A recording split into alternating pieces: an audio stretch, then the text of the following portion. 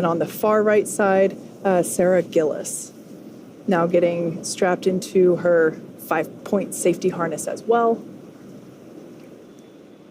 A nice view of the vehicle from the exterior as well as the interior. For those of you that have just recently joined us, this is pad 39A. This is personally my favorite launch pad in the world.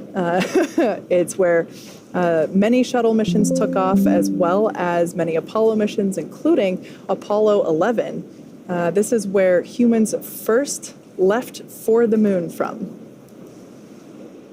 And Kate, as we look at this view, we talked about they went up to the 255-foot level and then 10 feet up and across the arm you see on the right, and now in the capsule.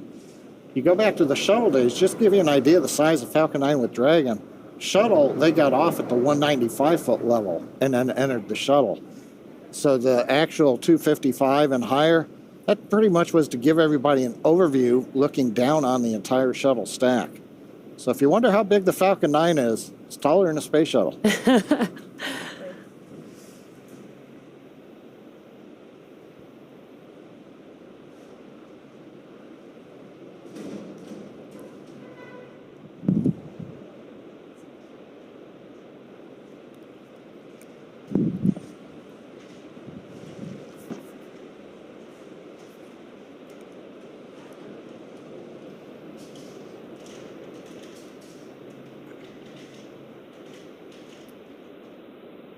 Now, while the crew gets situated in Dragon, let's just take a moment to get familiar with the spacecraft that they will call home for the next 5 days. Designed to be the safest spacecraft ever flown, the fully autonomous Dragon stands nearly 27 feet tall and 13 feet in diameter. Dragon is capable of carrying up to 7 passengers, but for today's mission, it's carrying the 4 members of the Polaris Dawn crew.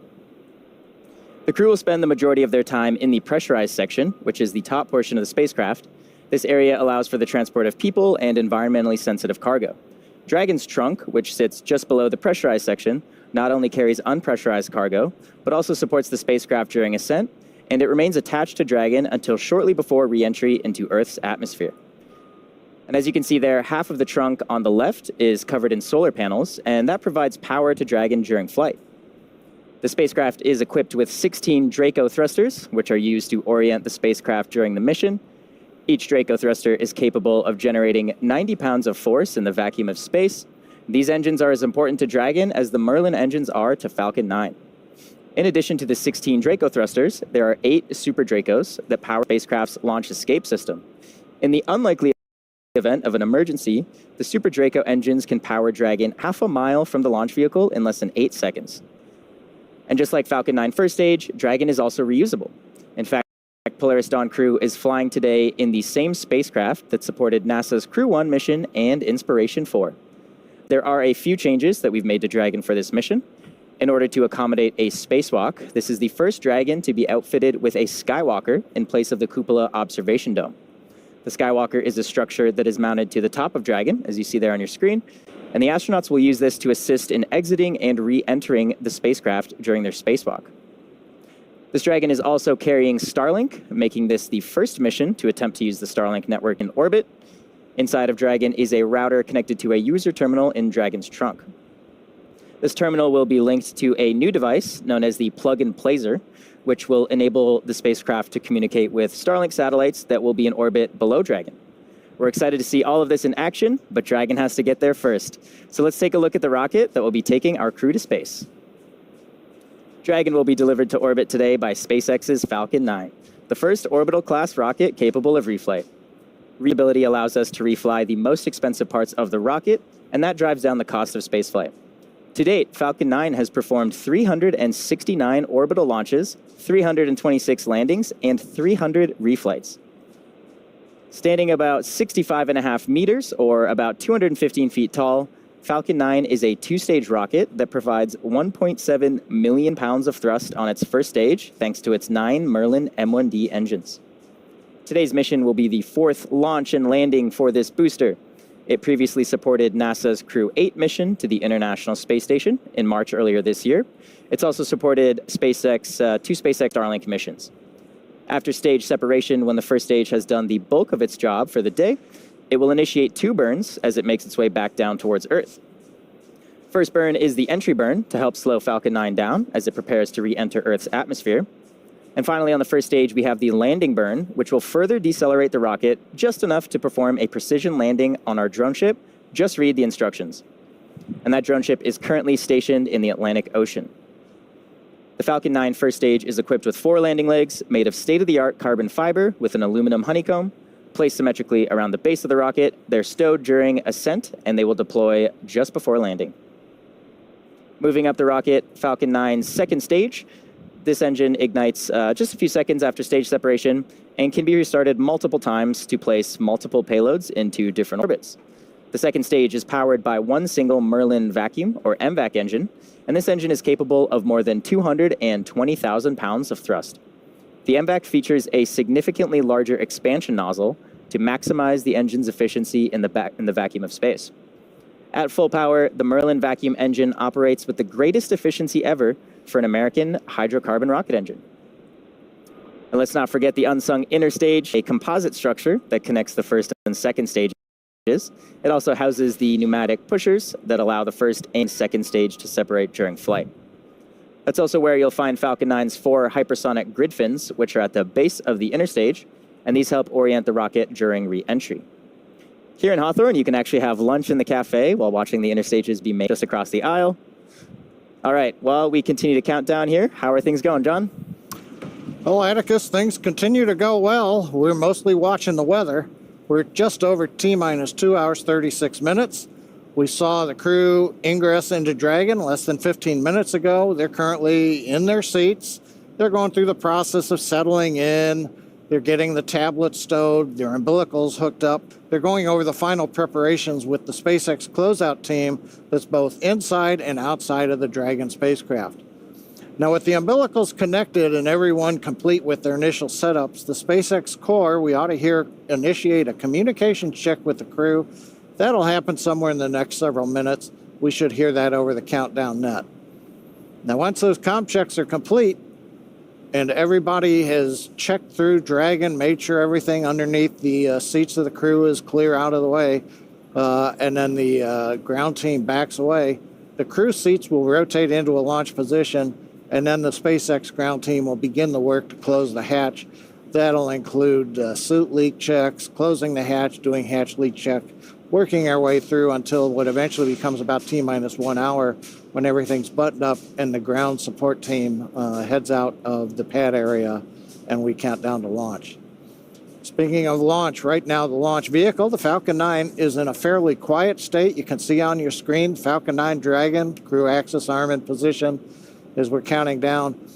Not a lot has been happening with Falcon 9 lately. The SpaceX countdown engineers, they'll be conducting some checks as we hit the 2-hour mark. They'll be going over mostly data that's been collected during checkouts over the past 6 hours as we started the master countdown sequence for the launch vehicle.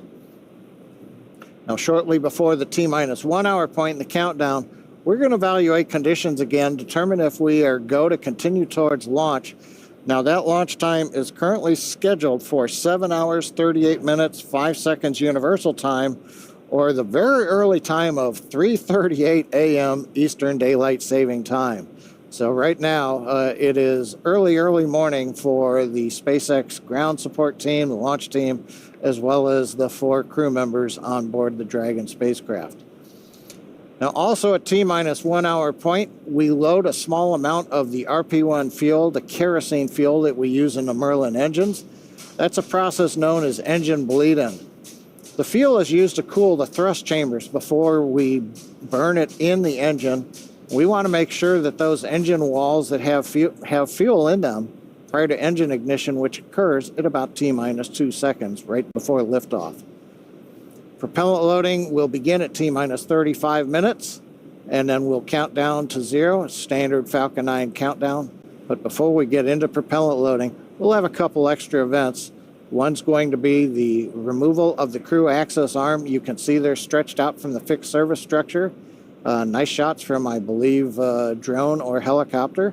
And you can see the arm extended out, and right now the support team's at the end of it in the white room. We'll retract the arm. As soon as the arm's out of the way, it takes a couple of minutes. Then the crew will arm the launch escape system on board the Dragon spacecraft. That enables the Super Draco thrusters, should we need them, both during the last half hour of the countdown. Dragon SpaceX for umbilical comm checks. Go, SpaceX. Dragon, looking for a comm check from Commander, Pilot, MS-1, and MS-2. Copy that, SpaceX. Commander, comm check.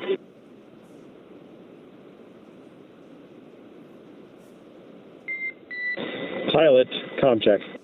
MS-1, comm check. MS-2, comm check. Core has you loud and clear. Umbilical comm checks are complete. Please report when you are ready for seat rotation.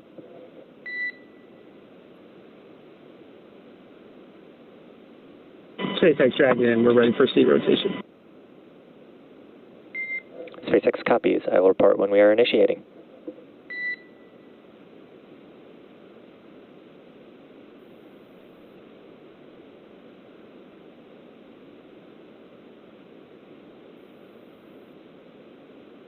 As you just saw and heard, the Polaris Dawn crew members inside Dragon, they've completed their umbilical comm checks.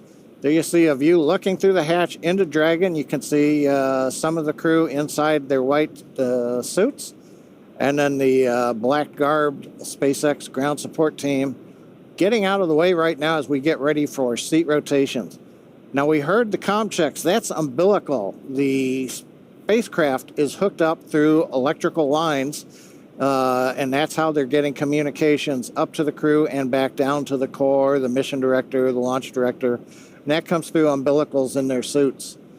So they've got those hooked up, they've checked out, and so that's the landlines. That's one of the ways that the SpaceX mission and launch teams and crew can talk to each other. Now, once in space, we obviously don't have a long electrical umbilical or any physical connection to Dragon. So instead, to talk to the crew, we use ground stations and NASA's relay satellites. We'll be checking those out a little bit later in the countdown, and we'll bring that to you when that happens.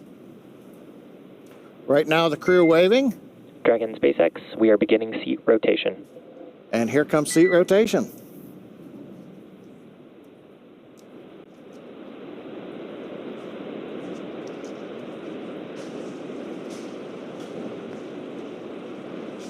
So the ground team out of the way, you can see the seats rotating into the launch position. This allows them to take the roughly 3.5 to 4 G's acceleration lying back. That makes it a little easier for the heart to pump blood up to the brain without having to fight the acceleration vector as we head up into space. First stage ride, pretty simple, 3.5 G's. Second stage, about the same, a little bit more, but something that's easily tolerated, and of course the crew's been trained on it. Dragon, seats are in the launch position. There you Copy go. that, SpaceX. We show the same. Their seats have been rotated upright, and they're rotated from the upright position. They're now in that reclined launch position. That'll also let them more easily see the displays, which are right in front of them, be able to access the displays panels, and of course, as we just talked about, tolerate the acceleration as we head to orbit. Now they're about to begin. Next step is initiating suit leak checks. Make sure the spacesuits are in proper working conditions before liftoff. We want to do that. Then we get into side hatch closure. We've got to make sure the seats are good first, because once we do the hatch closure, then we do a leak check of the entire spacecraft through that hatch. With that successful, as I mentioned, we've got some simple launch escape system checks, mostly just cycling through some conditions. The closeout team will then depart from the pad between T-minus 1.5 hours and 1 hour. And as I mentioned before, once we get through that launch propellant load and go for launch pull, we will then retract the crew arm. We'll tell the crew to close and lock their visors. They'll arm the launch escape system, and then we'll move into propellant load at T-minus 35 minutes. The good news right now, T-minus 2 hours, 28 minutes, 35 seconds counting. The view there on the screen from the helicopter showing Falcon 9 and Dragon with the access arm in position. All systems continue to be go. The only thing we're looking at right now is weather. As we get farther into the count, that'll give us a little bit better idea Currently, the ground winds are looking good. Upper altitude winds are looking good. The big thing we're looking at is just whether or Dragon, not... you are go for 4.100, Section 2, suit leak check preparation. Copy that, SpaceX, stepping into Section 2, 4.100. We're getting really good comms talking to the crew. It's nice to hear, the crew and the ground talking up to them. But as I mentioned, things are going good right now. Weather's the one thing we're looking at. We get a little farther in the count, we'll see whether or not we have thick clouds, whether or not we have an issue with rain showers. Keep fingers crossed. Around the world is ready to support the flight, but we've just got to get the weather. And like I always say, we all like to talk about the weather. We can't do a thing about it. Yeah, you bring up a good point, John, and that has been such a tricky element of this mission so far is the weather. And it's not just the weather at Florida that we're looking at, it's also weather for where Dragon will splash down in 5 days' time. We have to be sure that we can bring Polaris Dawn back safely within the weather bounds. And so this time of year is a little challenging in that part of the world. And we're really hoping that we can stick it out in terms of the... SpaceX Dragon, Terra complete. We're ready for leak checks. All right, sounds like we're going to be stepping into the suit leak checks here momentarily. Copy. You are go for Section 3, suit leak check. Copy that, SpaceX. Go for Section 3. So these leak checks, you can see that the crew have brought their visors down into the closed position. At this point in time, we're going to inflate the suits to a certain pressure, hold at that pressure for a couple of minutes, and measure the amount of decay or pressure loss over that period of time. Based on our simulations and our rehearsals, the folks on console know the acceptable amount of pressure for these suits. So they're going to basically take this reading and make sure that everything looks good for all 4 crew members. If we see some sort of pressure decay, it might mean that the helmet isn't fully closed or the zippers are not fully zipped shut. So we do this leak check before closing the hatch, just in case if one of those things occur. And you can see that the suits are starting to inflate. We saw them very mobile without the inflated suits. You'll see them kind of get a little bit more rigidity in those new EVA suits with the pressure inside of them. But still looks like they can move their arms and hands pretty easily so far. Yeah. So we can see the closeout crew standing by as we execute this suit leak check. Like I mentioned, if the suit leak check doesn't check out for one of the crew members, then one of the closeout team members will go in to assist, make sure that there's no FOD in the visor closure or make sure all the zippers are in the right place. Kate, it also looks like you see a bright light on the left-hand side of the screen. In anticipation of a successful leak check, I think they're starting to do the close-up inspections of the seal around the hatch. In the past, that sometimes you get even something as small as a human hair trapped in there, and you can detect that. So they're starting to get a quick look just to make sure that the cleaning steps where they may want to pay special attention. Yeah, that's a great point. The hatch that they are now inspecting is the side hatch. This hatch is only going to be used right now and when the crew returns in about 5 days.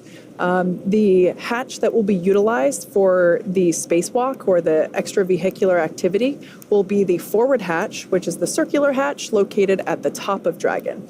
That is the same hatch that is used in order to dock with the International Space Station. So we're very excited for that spacewalk. It's the first time that any commercial entity has done one, and we're really excited to open that hatch. And Dragon, we see 4 healthy suits.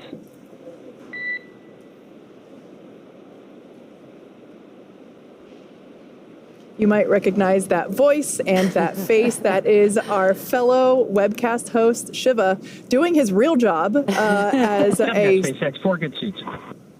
as a space operations engineer. He is our crew operations and resource engineer on console tonight.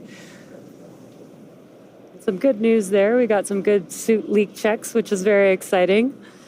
Next up, they will also do some comms checks to make sure that the umbilicals in their suits are working properly and that they can get communications through all the loops that they're using between the crew and all the supporting teams. We can see the two pilots are now starting to use the screen in the Dragon. I think this is actually one of the coolest things about Dragon is the entire interface that pilots the vehicle, if needed, is actually a touchscreen. And this is, quite a big development since some of the older eras of spaceflight, right, where we would see lots of physical knobs and switches and all kinds of different interfaces. But Dragon has really innovated kind of across the board, and that includes things like our user interface here. Yeah, absolutely. That's a great point, Atticus. The design teams, when designing not just the suits, but the spacecraft itself. Dragon SpaceX closeout team has performed their final closeout steps. Please proceed to section 4 for side hatch close and report when you are ready for side hatch closure. Copy that, SpaceX, stepping into section 4. Yeah, the design team, wanted to build a vehicle that was robust and safe. And so not only did they want to make it function like a spaceflight vehicle of the future, but also look like one as well. And one glance inside the capsule, and even to this SpaceX day. Dragon in section 4, 4.100, we're ready for side hatch closure. Core copies, ready for side hatch closure. Even to this day, almost 10 years here, I still get so excited and giddy stepping into a Dragon capsule. It's just so otherworldly in itself. Well, you think about it. If you've been to the Smithsonian or some of the other museums where the Apollo command modules are from the flights in the late 60s, early 70s, there's about 450 switches in there. So 3 people had to know where everything was. But it also meant that if you were on the left side and your switches were yours, it wasn't like the person in the middle or the right could do the same function. Whereas with the touch panel displays, worst case, your screen goes bad, just use the person's next to you, or have, in this case, Jared can take Kid or Kid can take Jared's functions over, and vice versa. So you can just shift capabilities back and forth across the screen. So it's something that we didn't have decades ago, even in the shuttle, where they went to glass cockpits partway through the life, but a lot of mechanical switches. Yeah, John, that's a great point, that if you have the mechanical switches, it's a lot harder to, make any updates or be even more flexible. It's almost like those switches are just what they are, whereas the display screens, you can kind of make whatever updates you need to, pending the hardware of the displays, but a lot more flexibility. So we saw some waves happening with the Polaris crew. It looks like the closeout team is preparing. Yep, they're removing the protective paneling that they put around the side hatch to protect the hatch itself during ingress. And it looks like they are removing that now in anticipation of side hatch closure. Now, once we close the side hatch, we will do something very similar as we just saw with the suit leak checks. We will perform a hatch leak check where we inflate the seal around the hatch itself, hold it at a certain pressure for a couple of minutes, and do the same thing, measure that it holds the correct amount of pressure over that period of time. As John mentioned before, the smallest piece of FOD can prevent that successful leak check. So we can see many panels being removed, and this helps to protect that side hatch, and we're going to see them do another inspection before enclosure. What's exciting about this mission is typically we usually say when that side hatch closes, it's the last time that the Dragon capsule will be opened until they return back to Earth. But in this case, we will be opening up a different hatch during this mission for them to do a EVA spacewalk. And it looks like they are taking some closeout pictures. Again, they do an inspection of that.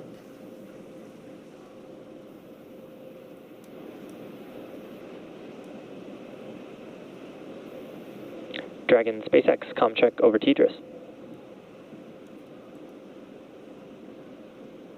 Dragon has you loud and clear on Tetris. Core has you loud and clear. Tetris comm checks are complete. Please stand by for comm checks with the DC, MD, and LD in the launch configuration. Dragon DC on countdown 1, comm check. Dragon has you loud and clear. DC, how many? DC loud and clear. Stand by for comm checks with MD. Dragon MD on countdown 1, comm check. Dragon has you loud and clear. MD, how many? MD loud and clear. Stand by for comm check over Dragon to ground. Dragon MD on Dragon to ground, comm check. Dragon has you loud and clear. MD, how many? MD loud and clear. Stand by for comm checks with LD. Dragon LD on countdown 1, comm check.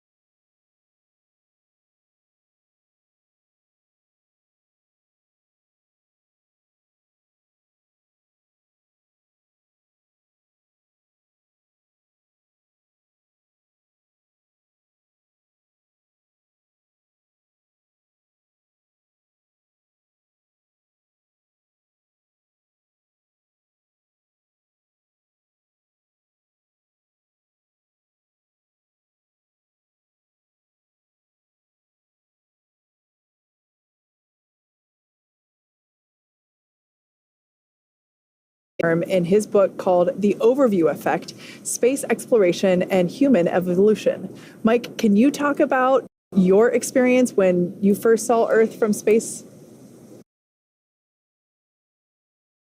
course, I was in the Soyuz, as we were talking about earlier, and every astronaut, when they first get into space, the experience, the feeling is a little bit different. And so when I first got into space, I had that feeling like I was falling. And so I have to admit that when I looked out the window for the first time and looked down at the Earth, there was a lot going on that I didn't quite have that same feeling of the overview effect. It was kind of pinch yourself. I can't believe I'm here. But then it was kind of like, what's going on with my body and trying to figure all of that out. But fortunately, I had some time to be up in space to experience that. And, you know, a lot of times the overview effect, people think of it in terms of it gives you answers. You see how we're all connected on Earth. And that is certainly true. But it also, for me, left me with a lot of questions. When you look down at the Earth and you realize there's so many places around this Earth that you don't know about, you don't understand the people, the culture, the language, and so sometimes it gives you questions as much as it gives you answers. Yeah, Mike, that must be a feeling, you know, the feeling of falling for your first EVA, but you've done 5 EVAs. So did that feeling ever change? Did you feel more comfortable, or did it ever get routine, you know, after the 4th or 5th time? Well, yeah, I would never say that it got routine, but you certainly get more comfortable with it. It's always, you still always have those emotions, that intensity. I will tell you that on my last spacewalk, as I was getting ready to come back into the airlock, I just grabbed onto the rail that's around the airlock there, and I just kind of tried to take it all in, and knowing that this was probably the last time that I was going to go outside in space. And so it is certainly a special moment. And as you do it more often, I think it gives you an opportunity to kind of absorb more each time. What incredible views. Now, after you returned to Earth, after that first time in space, what kind of impact did that experience have on you when you ultimately came back to land?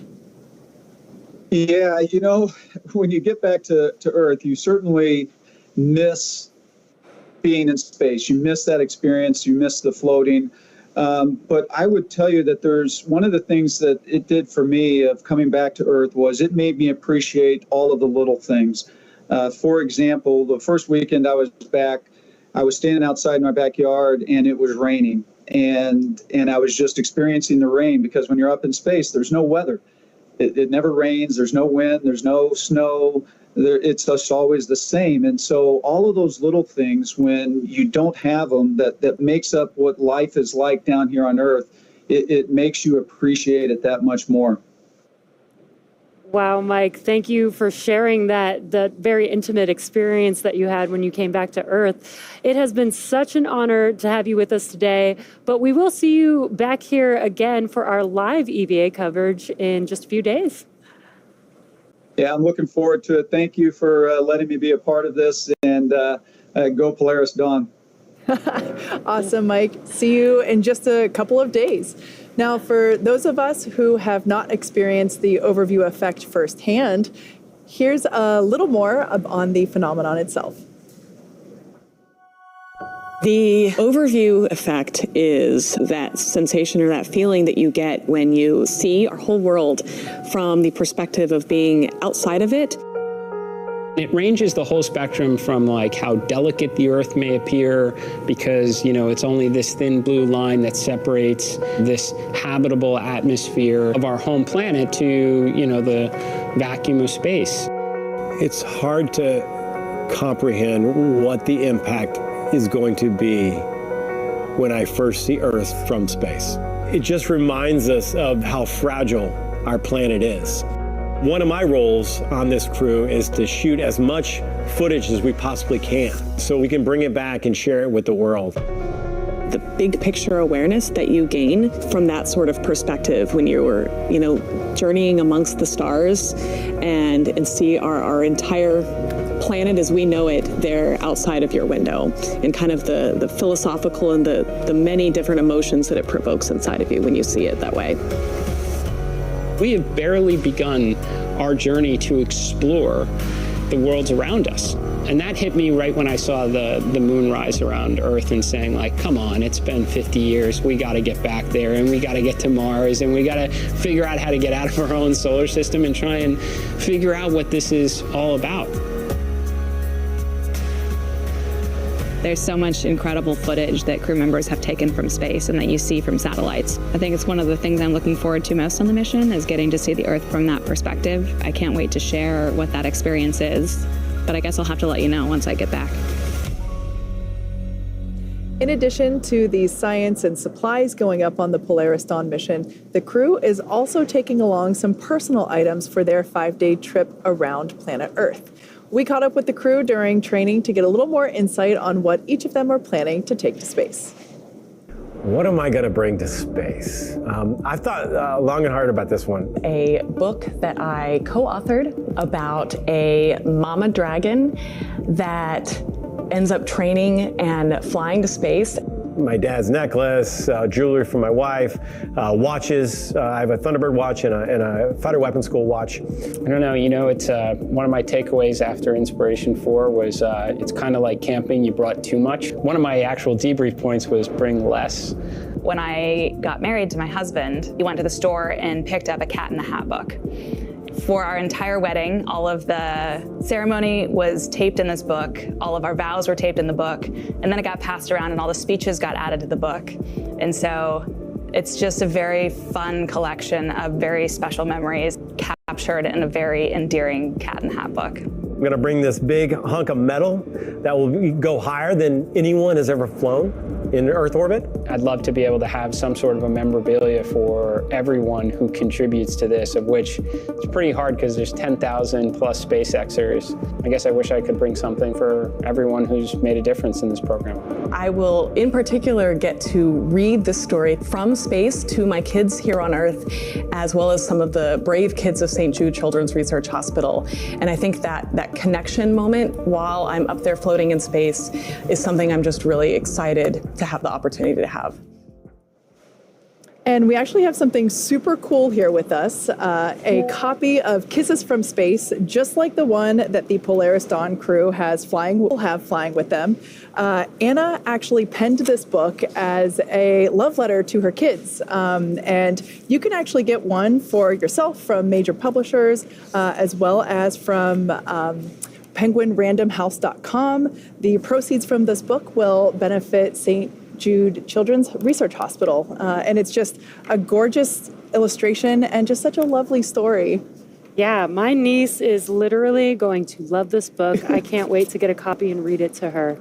Yeah, I hope Anna is willing to sign copies of it, because I'm sure she's going to get flooded with requests when she comes back down to Earth. Yeah, definitely. That will be so awesome. Yeah. So with that, let's get a status update from John Innsbrucker, who's been listening in on the countdown. Well, the clock is just inside T-minus 1 hour and 16 minutes, and we're continuing to count down to the first launch opportunity. Now, the Polaris Dawn crew, they are sealed in the Dragon spacecraft. We've done the comp checks, suit leak checks. They were successful. The side hatch is closed. It passed its leak check. And at T-minus 90 minutes, the ground support team has left the pad. So it's just the 4 crew members on top of Falcon 9 inside of 39A. Now, currently, the launch teams are not working any significant issues on Falcon or Dragon. The biggest thing we're watching right now is the weather. We're expecting another update in about 15 minutes. As mentioned earlier, we are red for cumulus clouds.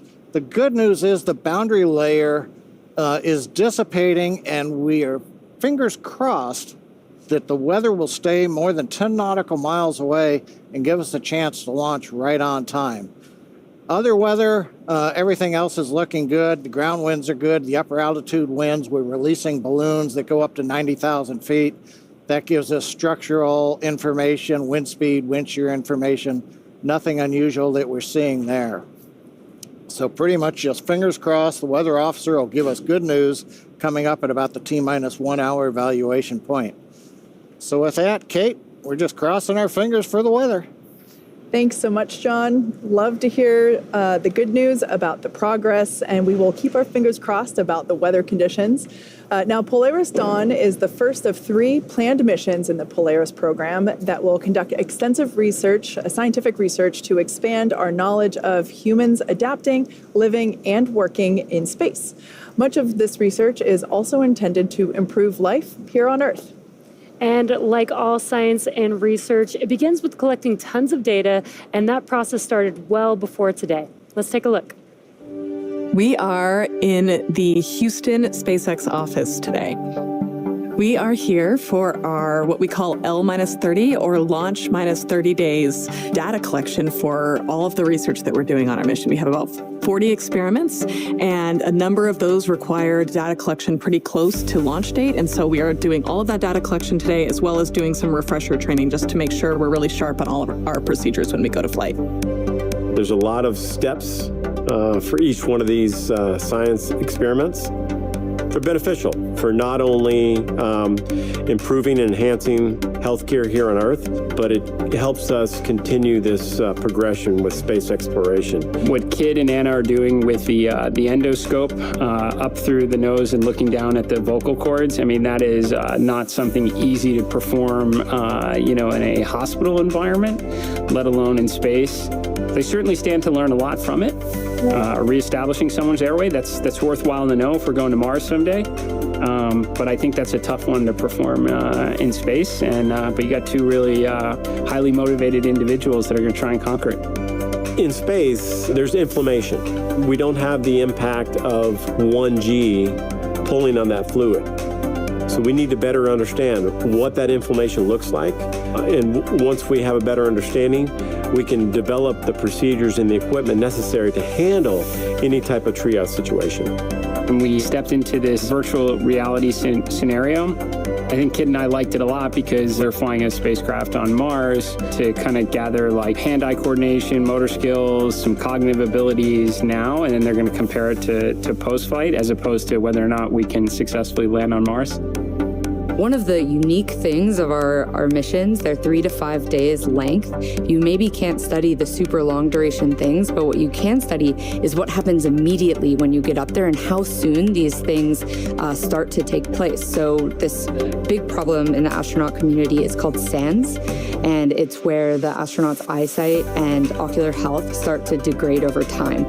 So they will be wearing a contact that actually makes them look like a cyborg. It has little coils that can measure the interocular pressure, and then we can start testing countermeasures that might actually be able to prevent some of those negative effects.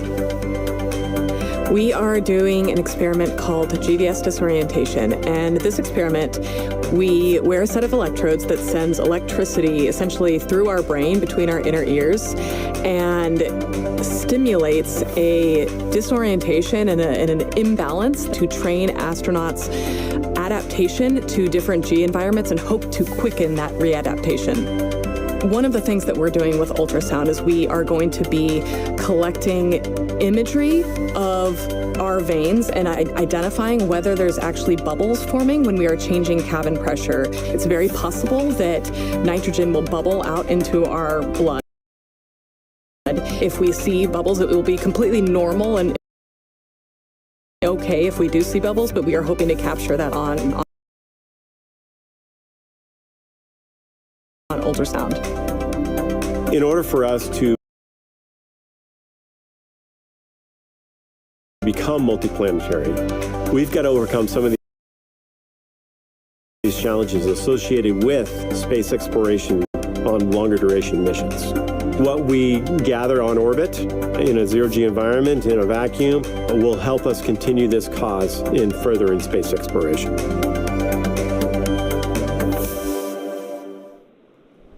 As the countdown continues to lift off, we'd like to introduce Dr. Samantha Weeks, Science and Research Director for the Polaris program. Dr. Weeks, call sign Combo, is a retired United States Air Force colonel with over 2,200 hours flying fighter jets, including 105 combat hours. Welcome. Thank you so much for having me here today. Now, she spent the last 2.5 decades focusing on human performance in aviation, and now she's overseeing science and research for the entire Polaris program, starting with the Polaris Dawn mission. Super cool. Now, how did you get involved with the Polaris program? Well, I worked for Jared, and Jared actually worked for me when I was still in the Air Force, and he had Draken International. And he came to me in 2021 and told me about the Polaris program and asked me to be part of it as a mission director for science and research. And I was an aerospace physiology major at the Air Force Academy. Wanted to go fly first, but always loved medicine. And so this was a natural fit. And I jumped at the opportunity when he asked me to be a part of this great, amazing mission. That's so cool to see how you guys connected the dots. I'm sure there was a lot of things that went into, the research portfolio that you guys put together. Can you explain how the scientific research portfolio all came together? Absolutely. Initially, when the mission was announced in February of 2022, we had some experiments that were ready to go, but we wanted to pack as much science and research into the 5 days that the crew will be up as humanly possible. So we did a call for research proposal and projects and worked very closely with SpaceX to gather the best and the most feasible that were out there. And we have a complement of 36 different experiments with 31 partner institutions from across the globe going up with the Polaris Dawn crew tonight. Wow, it sounds like there was a lot of opportunity to participate. A lot of work went into that. Can you maybe share a little bit about some of the planned experiments? Yeah, you bet. You saw the crew and Marissa talk about a few of the experiments that they'll be doing while they're up in space. But another one is from the University of Dartmouth, and will focus on bone loss. We know that without gravity on our skeleton, our bones don't need as much calcium, so they begin to leach calcium into our bloodstream, which poses a risk to develop kidney stones. And from what I hear, nobody wants one of those, especially in space. So this will help us understand how early onset begins and maybe mitigate that risk of developing kidney stones as we go deeper into space, back to the moon, to Mars, and trying to make life multiplanetary. Another one focusing on bone health comes from the University of Calgary, and they're going to be trying to identify very early signs of bone loss and looking for any type of structural, physiological changes that occur in this relatively short 5-day mission so that we can once again begin to understand how early bone health and bone loss begins to take hold in an astronaut. Yeah, that sounds like very important research for spaceflight. And you talked about 36 different research experiments, but I really want to know, I'm going to put you on the spot. What is like the one or two experiments that's like very near and dear to you and the Polaris Dawn crew? Well, I went to the Air Force Academy, and the Air Force Academy has an experiment going up, and it's called SOFIA, which is Space-Optimized Plant Habitat in Array. And it focuses on the growth response of plant physiology in microgravity as well as in different orbital environments and exposure to different and varying magnetic fields. And that will help us understand potentially root growth and crop production in space. And it's kind of funny because I hated botany at the Air Force Academy, but that's what's going on. Irony. Absolutely. Well, thank you so much for joining us. It's been an honor to have you part of our broadcast, and we look forward to seeing all of these research opportunities come together throughout the mission. Thanks for having me here tonight. Yeah, thank you. To date, Dragon has carried more than 1,000 research experiments to and from low Earth orbit and the International Space Station since 2012. Whether it's returning time-sensitive experiments from the International Space Station or bringing back science performed inside the Dragon spacecraft while in orbit, Dragon safely returns at home. While docked with the International Space Station, Dragon can also act as a lab, providing extra room for astronauts to perform their work. And when the space station is fully booked, Dragon also serves as an extra bedroom when needed. Actually, NASA astronaut Michael Hopkins, who joined us earlier, slept inside of Dragon during his entire 6-month stay aboard the station. Dragon can also serve as a lab while orbiting Earth, as I mentioned. In fact, the Inspiration 4 mission in 2021, during that mission, the crew conducted research while traveling weightless at over 17,000 miles per hour. You can see a photo of the crew there on your screen while they were on orbit. And what you see there is also what the Polaris Dawn crew will be doing over the next 5 days in their mission. Dragon's cargo capacity can be allocated for both crew essentials as well as scientific equipment dedicated to microgravity research and experiments. Yes, in fact, SpaceX is currently accepting proposals for research studies and experiments to fly on Dragon. This could be research to understand mental and physical impacts Dragon, while on SpaceX, orbit. We will be cycling the orbit tank isolation valves to equalize low flow pressure.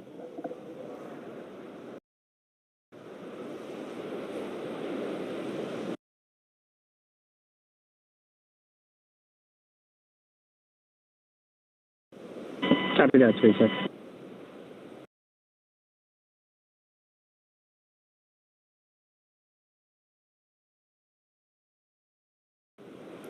Just heard some comms from the core to the crew, letting them know that they will be cycling some air to equalize inside of the cabin.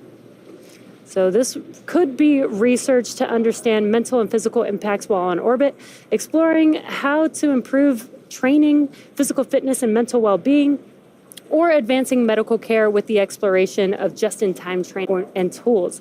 Now, the selected research study groups will have access to SpaceX's crewed Dragon missions, opening up opportunities for researchers that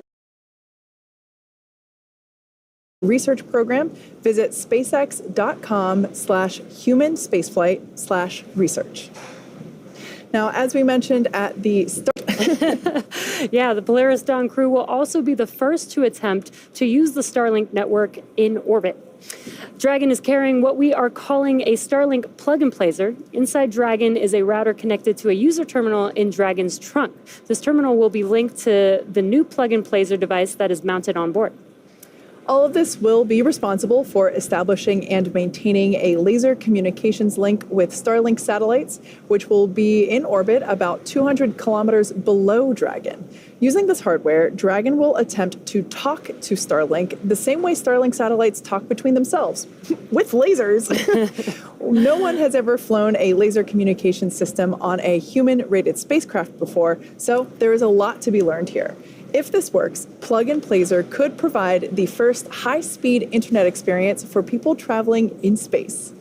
This technology will also help here on Earth by facilitating healthcare access and connectivity to underserved communities around the world. The Polaris program is donating Starlink to St. Jude Global partners in 5 countries. Strong, reliable internet will help support the St. Jude Global mission by providing partners greater access to online medical conferencing, case and imaging sharing, and diagnostic assistance.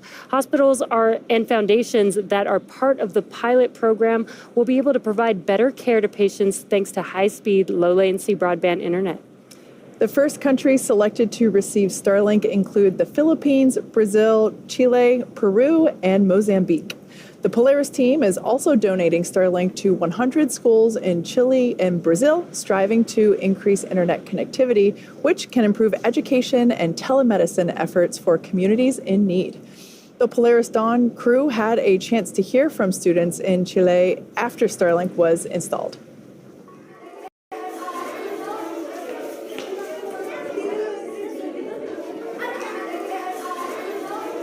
¿Por qué los hombres van al espacio? It's so important to go to space because there is so much of it and we know so little about it. How many of you would like to be an astronaut someday? There we go. How many of you want to go with us on our mission? They all want to go. Starlink is also enabling the rapid development of SpaceX's Starship vehicle, which just completed its 4th flight test in June. Starlink on Starship once again enabled real-time telemetry and live high-definition video throughout every phase of entry, with external cameras providing views all the way to the flight's conclusion. Down at Starbase, Texas, we're continuing to build, test, and fly the world's most powerful launch vehicle ever developed. SpaceX's ultimate goal is to make life multiplanetary, and Starship is the vehicle that will get us there. Starship is a fully reusable transportation system designed to carry a massive amount of cargo and large numbers of people to Earth orbit, the Moon, Mars, and beyond. Starship will be capable of carrying up to 200 metric tons to orbit and up to 100 passengers. Now, we're still in the testing phase, but major milestones like flying at a high cadence, full system reuse, and on-orbit refilling are key priorities. We're also building a second Starbase launch tower to further increase Starship's flight opportunities. This will also allow for continuous upgrades to the towers while continuing to launch. Also in testing, our engineers are proving out all systems necessary to make a trip to the Moon possible, such as propulsion, life support, and even the elevator that will take the crew and cargo from the Starship hatch opening down to the lunar surface. In partnership with NASA, Starship will put the first Artemis astronauts on the Moon. SpaceX for a weather update. Go, SpaceX. Dragon, we are tracking some rain near the pad and still monitoring the cumulus cloud condition from earlier. We're going to be taking the weather decision down to T-minus 50 minutes, and in the meantime, evaluating system readiness for LES arm. With that, we're going to have you start section 5 of 4.100 and report when you are go for launch. All right, copy that, SpaceX. For weather, you're tracking rain, and you're going to take this down to a T-minus 50-minute mark while you evaluate for LES arming. We are go to step into section 5 for LES arming preparation. That's a good read back, Dragon. All right, so quick update there for our Polaris crew, just continuing to monitor the weather, as we've been saying all evening. Unfortunately, just one of those things that we can't control. Now, thinking back to the crew that will be involved with the HLS program, the Starship vehicle will perform one uncrewed demonstration flight before that Artemis 3 mission, which will be the first human surface expedition of the Moon since 1972. With the ability to deliver cargo and people to the lunar surface, we'll be ready to help humanity build a sustainable presence on the Moon and learn how to live off-world before the next step to Mars. SpaceX Dragon in section 5. Crews go for launch. Copy. Crew is ready for launch. Thanks. And great news there. Crew just confirming that they are go for launch while we monitor weather for T0 tonight. When the time comes for humans to explore the moon and beyond, they'll have to take everything with them for a surface mission. Building bases or even cities will require huge amounts of cargo and eventually crew, and that's where Starship comes in. This year is shaping up to be a busy one for Starship. As we mentioned, we recently completed the flight test 4 for Starship. That was on June 6th from Starbase, as you can see there on your screen. Super Heavy booster lifting off successfully there and completed a full duration ascent burn. Starship executed another successful hot stage separation, powering down all but 3 of Super Heavy's Raptor engines and successfully igniting the 6-second stage Raptor engines before separating the vehicles. Following separation, the Super Heavy booster successfully completed its flip maneuver and boost back burn to send it towards the splashdown zone. The booster's flight ended with a landing burn, so exciting, and soft splashdown in the Gulf of Mexico 7 minutes and 24 seconds into the flight. The landing was caught by both the onboard camera, as you can see there, as well as one of SpaceX's marine buoys. Meanwhile, Starship's 6-second stage Raptor engine successfully powered the vehicle to space and placed it on the planned trajectory for coast. Starship made a control entry, successfully making it through the phases of peak heating and maximum aerodynamic pressure, demonstrating the ability to control the vehicle using its flaps while descending through the atmosphere at hypersonic speeds.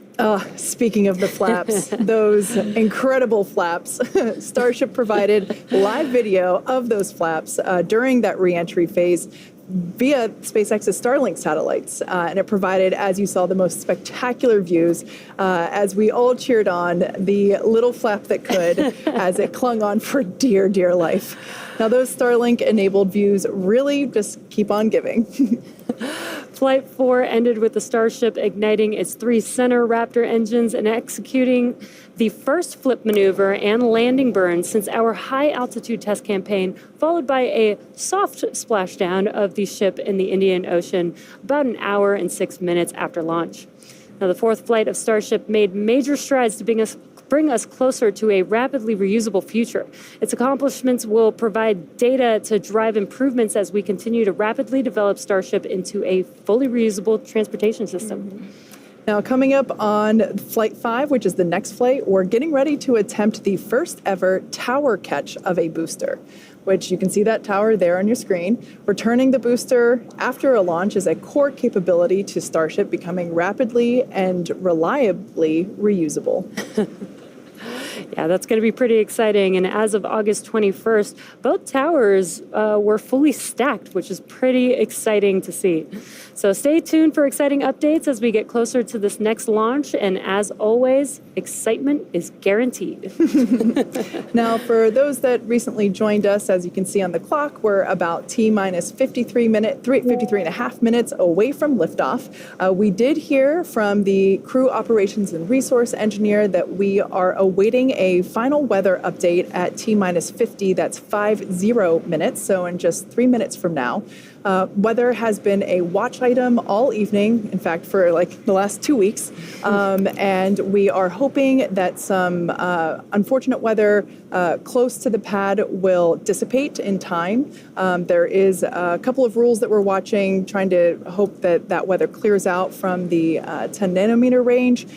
So we are standing by for that final update from the launch weather officer. But as you can see on your screen, Polaris Dawn crew is pretty comfy in their suits and in their seats. Yeah, they are patiently waiting. They did give the go that they are ready for launch if we do proceed to T0. And again, we do have a couple opportunities for T0 if weather does not look good for the initial T0 that we're planning for right now. Yeah, that's right. But we are standing by, like we said before, just a couple minutes for that final update. Basically a go, no-go update from our weather officer. It's a little deceiving because this view here, these inky black skies, you can't really tell what the weather is or isn't around the pad. Of course, pad 39A here on your camera.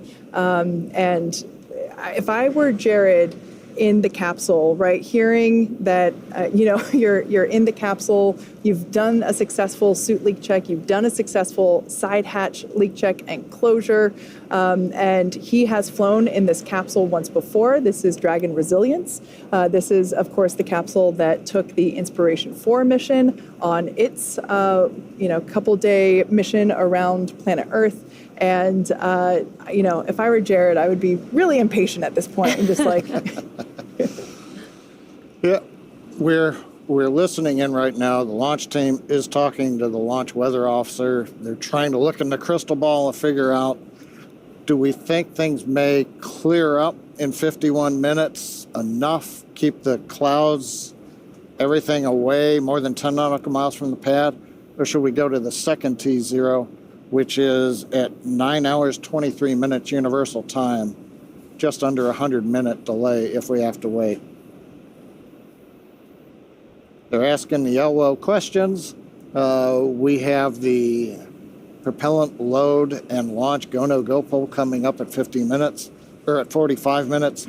So everything's coming together right now. So we're going to listen in just a little bit more and see whether or not we roll the dice and proceed to zero, hoping that the little cells that are popping up dissipate in 20 to 30 minutes and give us a clear launch to space, or if we decide we're going to delay a bit.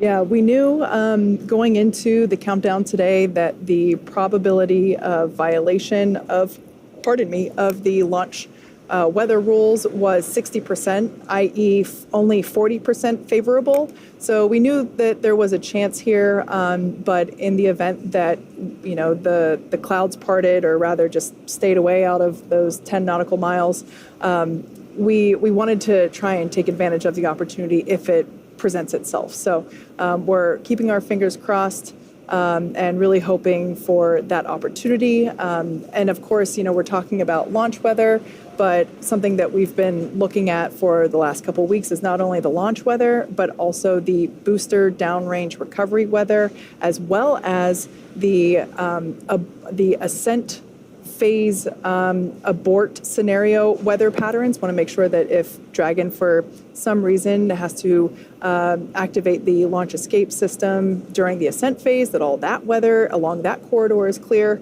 and the weather 5 days from now to make sure that there is a viable path for safe crew return when their mission is done. So a lot going on. Yeah, there's a lot to look out for. And again, we are trying to make this call prior to propellant loading starting on the vehicles. That will be important for us to be able to hold if we decide to go to the additional T0 opportunities that we have. We'd like to make that call before we start loading propellant. Exactly. So we're now under T-minus 48 minutes. We are standing by for the final update from the launch weather officer. We're hoping that we get the okay to proceed into propellant load. This is such a great view. It reminds me of Tron, really.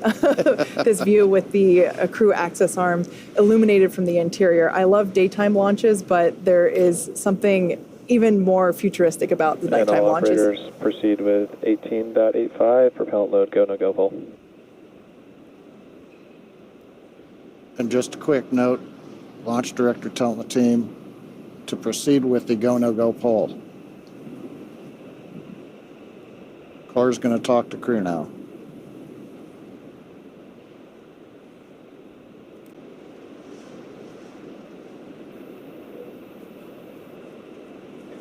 Dragon SpaceX for weather update.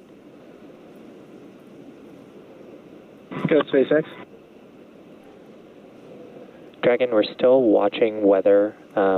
It seems that the T01 opportunity is going to have the best chance of getting us to a launch today. So we're going to be pressing into the propellant load go no go pull.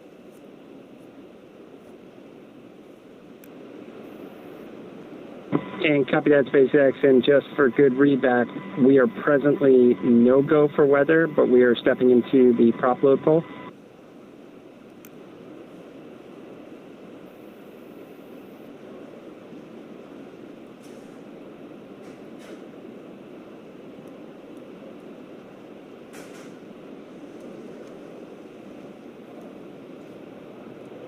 And stand by, Dragon. We're just confirming.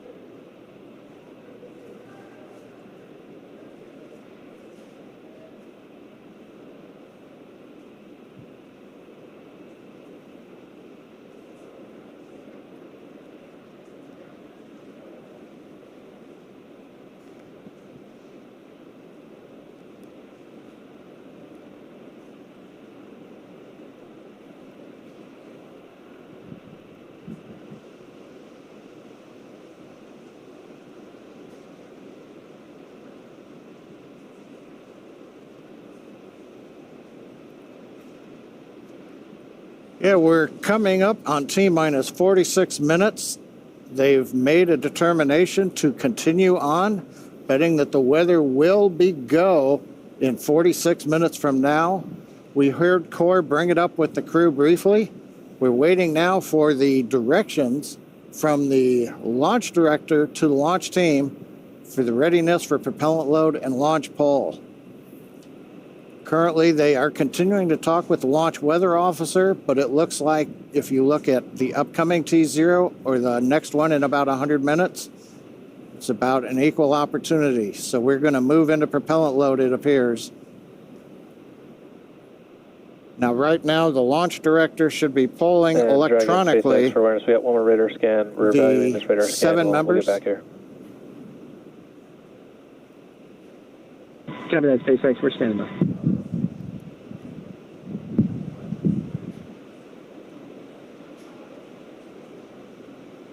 Yeah, there's some discussion on the weather net about a cell to the northwest and whether or not it's exceeding constraints.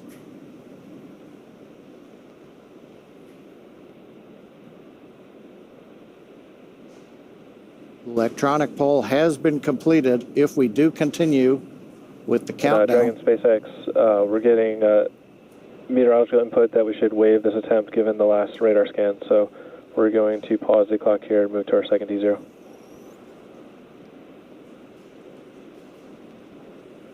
Copy that, SpaceX, and we are standing by for the second T0.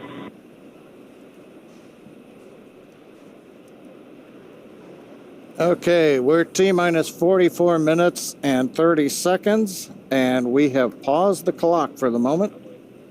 We got a last-minute update. One cell right at around the 10 nautical mile border had popped up on the radar returns. We have to get all the weather clear within 10 nautical miles of the launch pad in order to be able to launch Falcon 9 with the crew on the Dragon. And launch control. The weather was iffy. If it would clear in time for the original T0. 2349 UTC.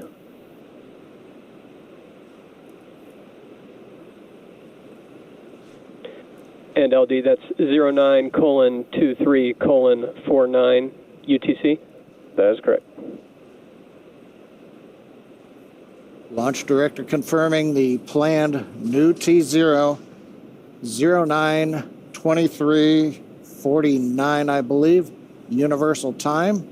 That would be at 5:23 a.m. on pad 39A.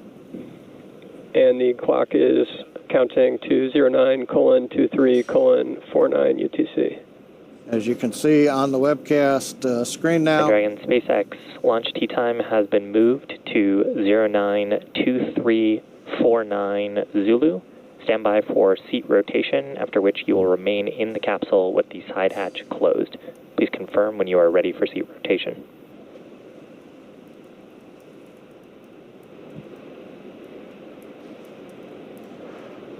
Copy that, SpaceX, new T0 09:23:49, and we'll get back to you on that seat rotation.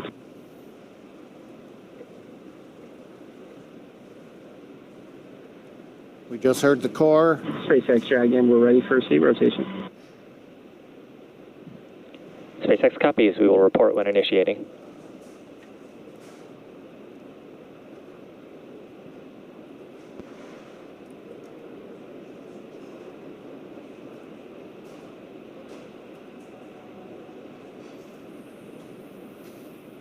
Okay, it sounds like we are now in the middle of seat rotation.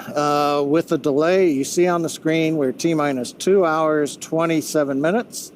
There's a view inside the capsule. They're working on their tablets, getting their updated clock.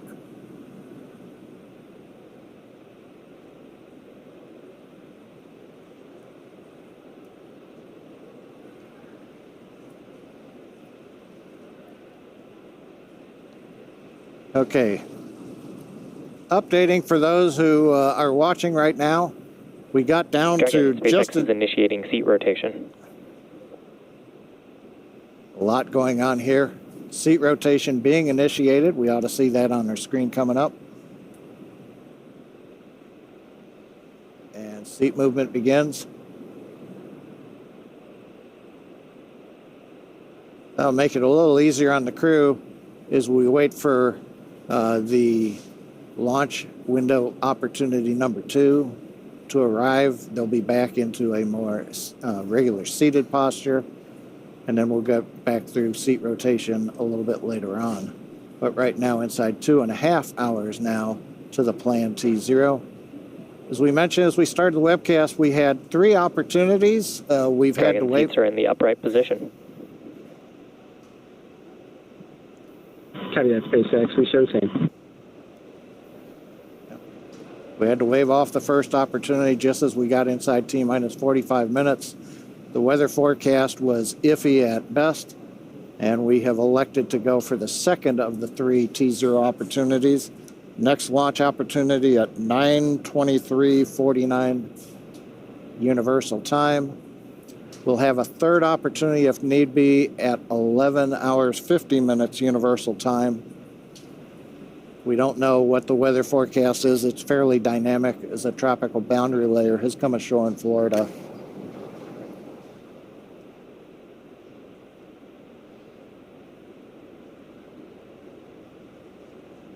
Now, just before we had the hold, the launch chief engineer had pulled both the Dragon and Falcon 9 teams, verifying that if we were to hold at this point in the count, just at T-minus 45 minutes before we began propellant load, that both the Dragon and the Falcon teams were in a good position to hold the clock and then recycle back to the T-minus 2 hours and 25 minutes that you see on the screen now.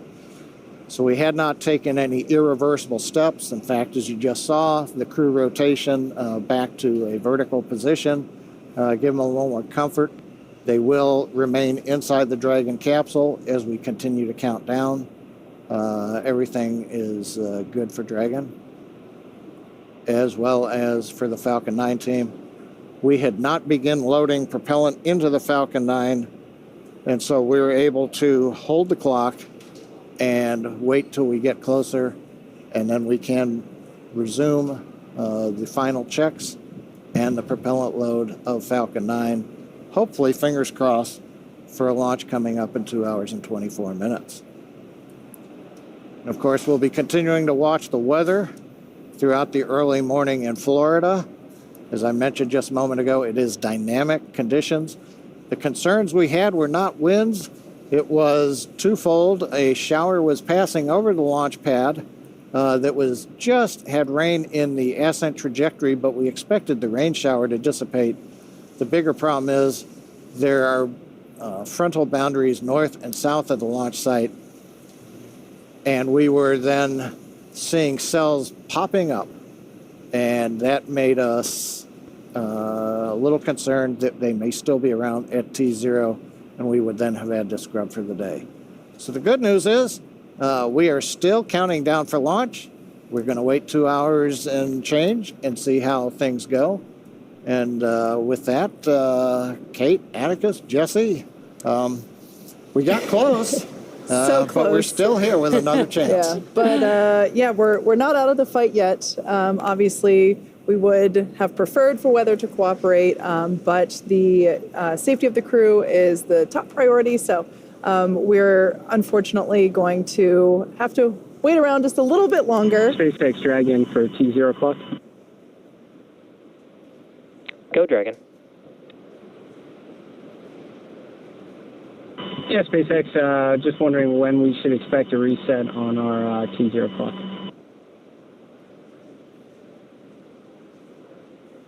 That's in work, Dragon. I'll let you know when we have that updated.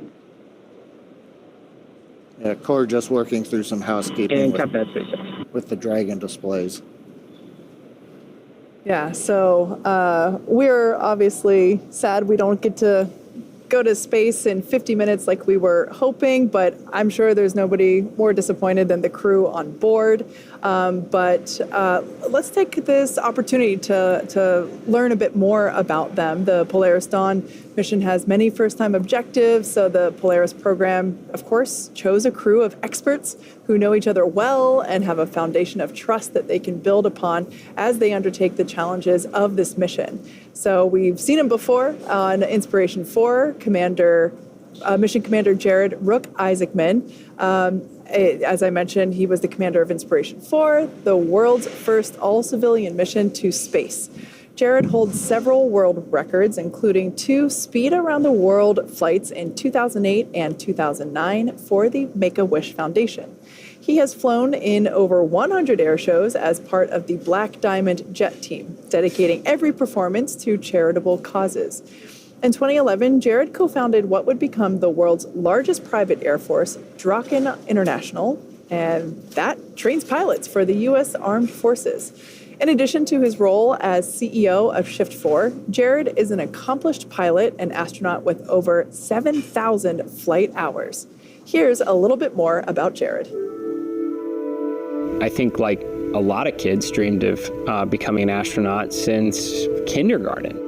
I still remember checking out just big color picture books of the early days of the space shuttle. I remember talking to my kindergarten teacher, telling her that someday I was going to go to space. And I still remember she said to me that she'll be watching in her rocking chair. And then I think you just build on it with like just awesome movies like, The Right Stuff and Top Gun, the original, and Space Camp, the movie, for sure. All you had to do is go to space camp and a robot would accidentally send you into space. If you are thinking about or dreaming about being an astronaut someday, it is totally possible. You do not have to be one of the lucky few struck by lightning. Organizations like SpaceX and others in commercial space are making it possible where hundreds, thousands, tens of thousands of people are going to go to space someday, and you don't have to be a test pilot. You could be a doctor, a nurse, someone in the healthcare field, someone building the software that runs on the spaceship. And it's just so many possibilities for a future that's going to have, tens of thousands, maybe hundreds of thousands of people in space in the not too distant future. It's just so awesome to think about. With Inspiration 4, I always said it's hard to look at any one piece of the mission and have some extra excitement or enthusiasm because it all matters. It has to go right, every phase of it. Everything we do for months or years leading up to the mission itself and coming home, it all matters. And I'd say that's no different with this one. If anything, it's even more so because there's so much we're trying to accomplish. But I'm very eager and excited to see that moment when we arrive on orbit and kind of the reaction on the face of my other crewmates who will be going to space for the first time. It's like a really special moment where a lot of emotion comes together when you've arrived on orbit. And they've worked really hard and very deserving for this opportunity, and I'm eager to see it, kind of firsthand. My name is Jared Isaacman, and I'm the commander of Polaris Dawn.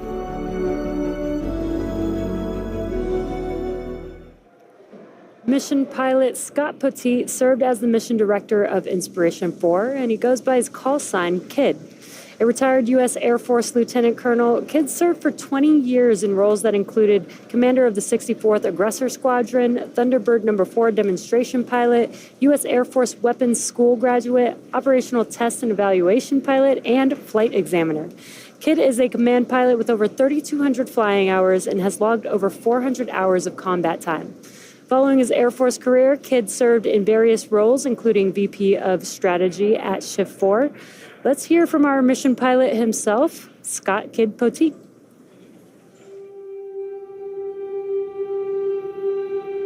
So my love for aviation and space, it started in the 80s. That's when I grew up. The movies The Right Stuff and the original Top Gun had come out. I was certainly inspired by those movies. But honestly, I struggled as a kid. I was a C and D student. The only reason why I got into college was I was recruited to run. I even struggled in college. I ended up with a degree in outdoor education. But I had an opportunity to go in the back of a KC-135 to watch some refueling F-16s in the air. I was totally inspired, puked the entire time, but I wanted to be a fighter pilot. I served in the Air Force for 20 years flying F-16s. When I retired in 2016, I thought that was the end. Space was never something that I thought I could achieve. Based on my academic background, traditionally in the 80s with the shuttle program, it was astrophysicists, engineers, test pilots, those with advanced degrees. There are moments where you were like, oh my gosh, this is real, this is happening. And it brings me back to my Air Force and fighter pilot experience in combat. Compartmentalizing what's going on, being very acute to every little detail. Throughout this entire training process, we have these aha moments. And when I have these aha moments, I think about what it's going to be like when it is liftoff. And I think I will be in that very intense moment of being aware of all the details around me, all the senses, watching all the parameters of the rocket, staying very focused on the mission. I'm not nervous. I'm intensely excited for this moment. I'm a fighter pilot, so I enjoy the thrills of thrust and the acceleration that we're going to experience going from 0 miles an hour up to 17,500 miles an hour in a very short few minutes. Anything is possible.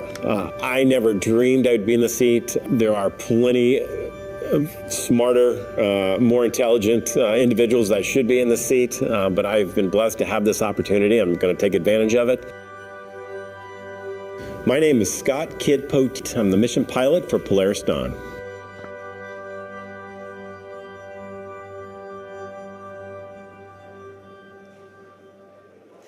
Mission Specialist Sarah Cooper Gillis is a lead space operations engineer at SpaceX, responsible for overseeing the company's astronaut training program.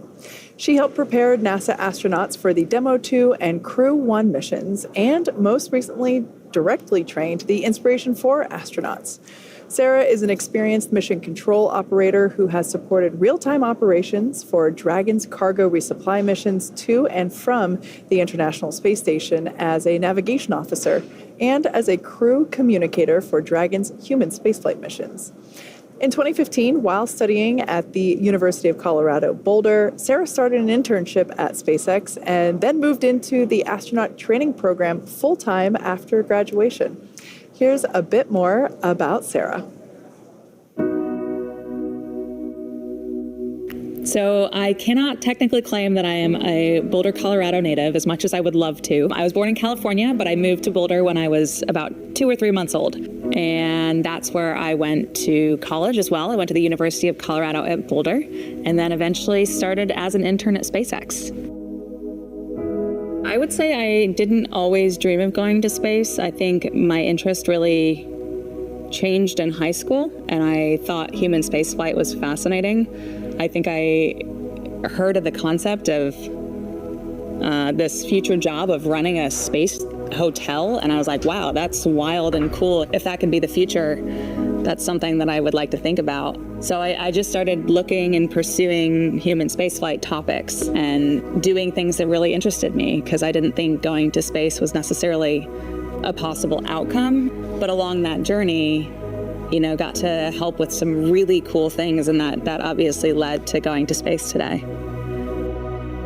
One of the professional accomplishments that I'm most proud of is bringing back and launching Bob and Doug was so massive. That's the first time we returned launch capability to the US. This is so big, and it was such an immense team effort to get Dragon to the point of flight for the first time. And then for me personally, then taking that and transforming that and growing our training program to support the first all-civilian crew with Inspiration 4. Those 2 missions certainly stand out for me. When I sit in the spacecraft, I think more than anything, what is going to go through my mind is just seeing all of the components that came together to make this machine and all of the people that made those components and tested those components, being supported by the thousands of people at SpaceX that are making this possible and dedicating their lives to safely flying people to space and back. My name is Sarah Gillis, and I am a mission specialist on the Polaris Dawn mission. And rounding out the Polaris Dawn crew, mission specialist and medical officer Anna Walker-Menon, who also serves as a lead space operations engineer at SpaceX, where she manages the development of crew operations and works in mission control as both a mission director and crew communicator.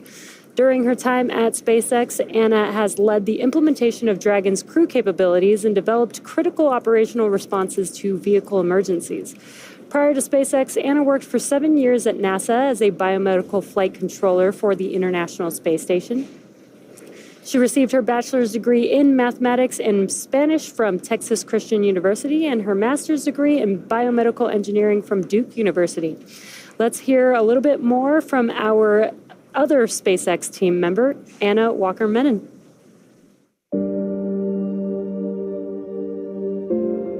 I did always dream of going to space. I think I was captivated by the beauty of our universe and the perspective and learning you can gain from that vantage point.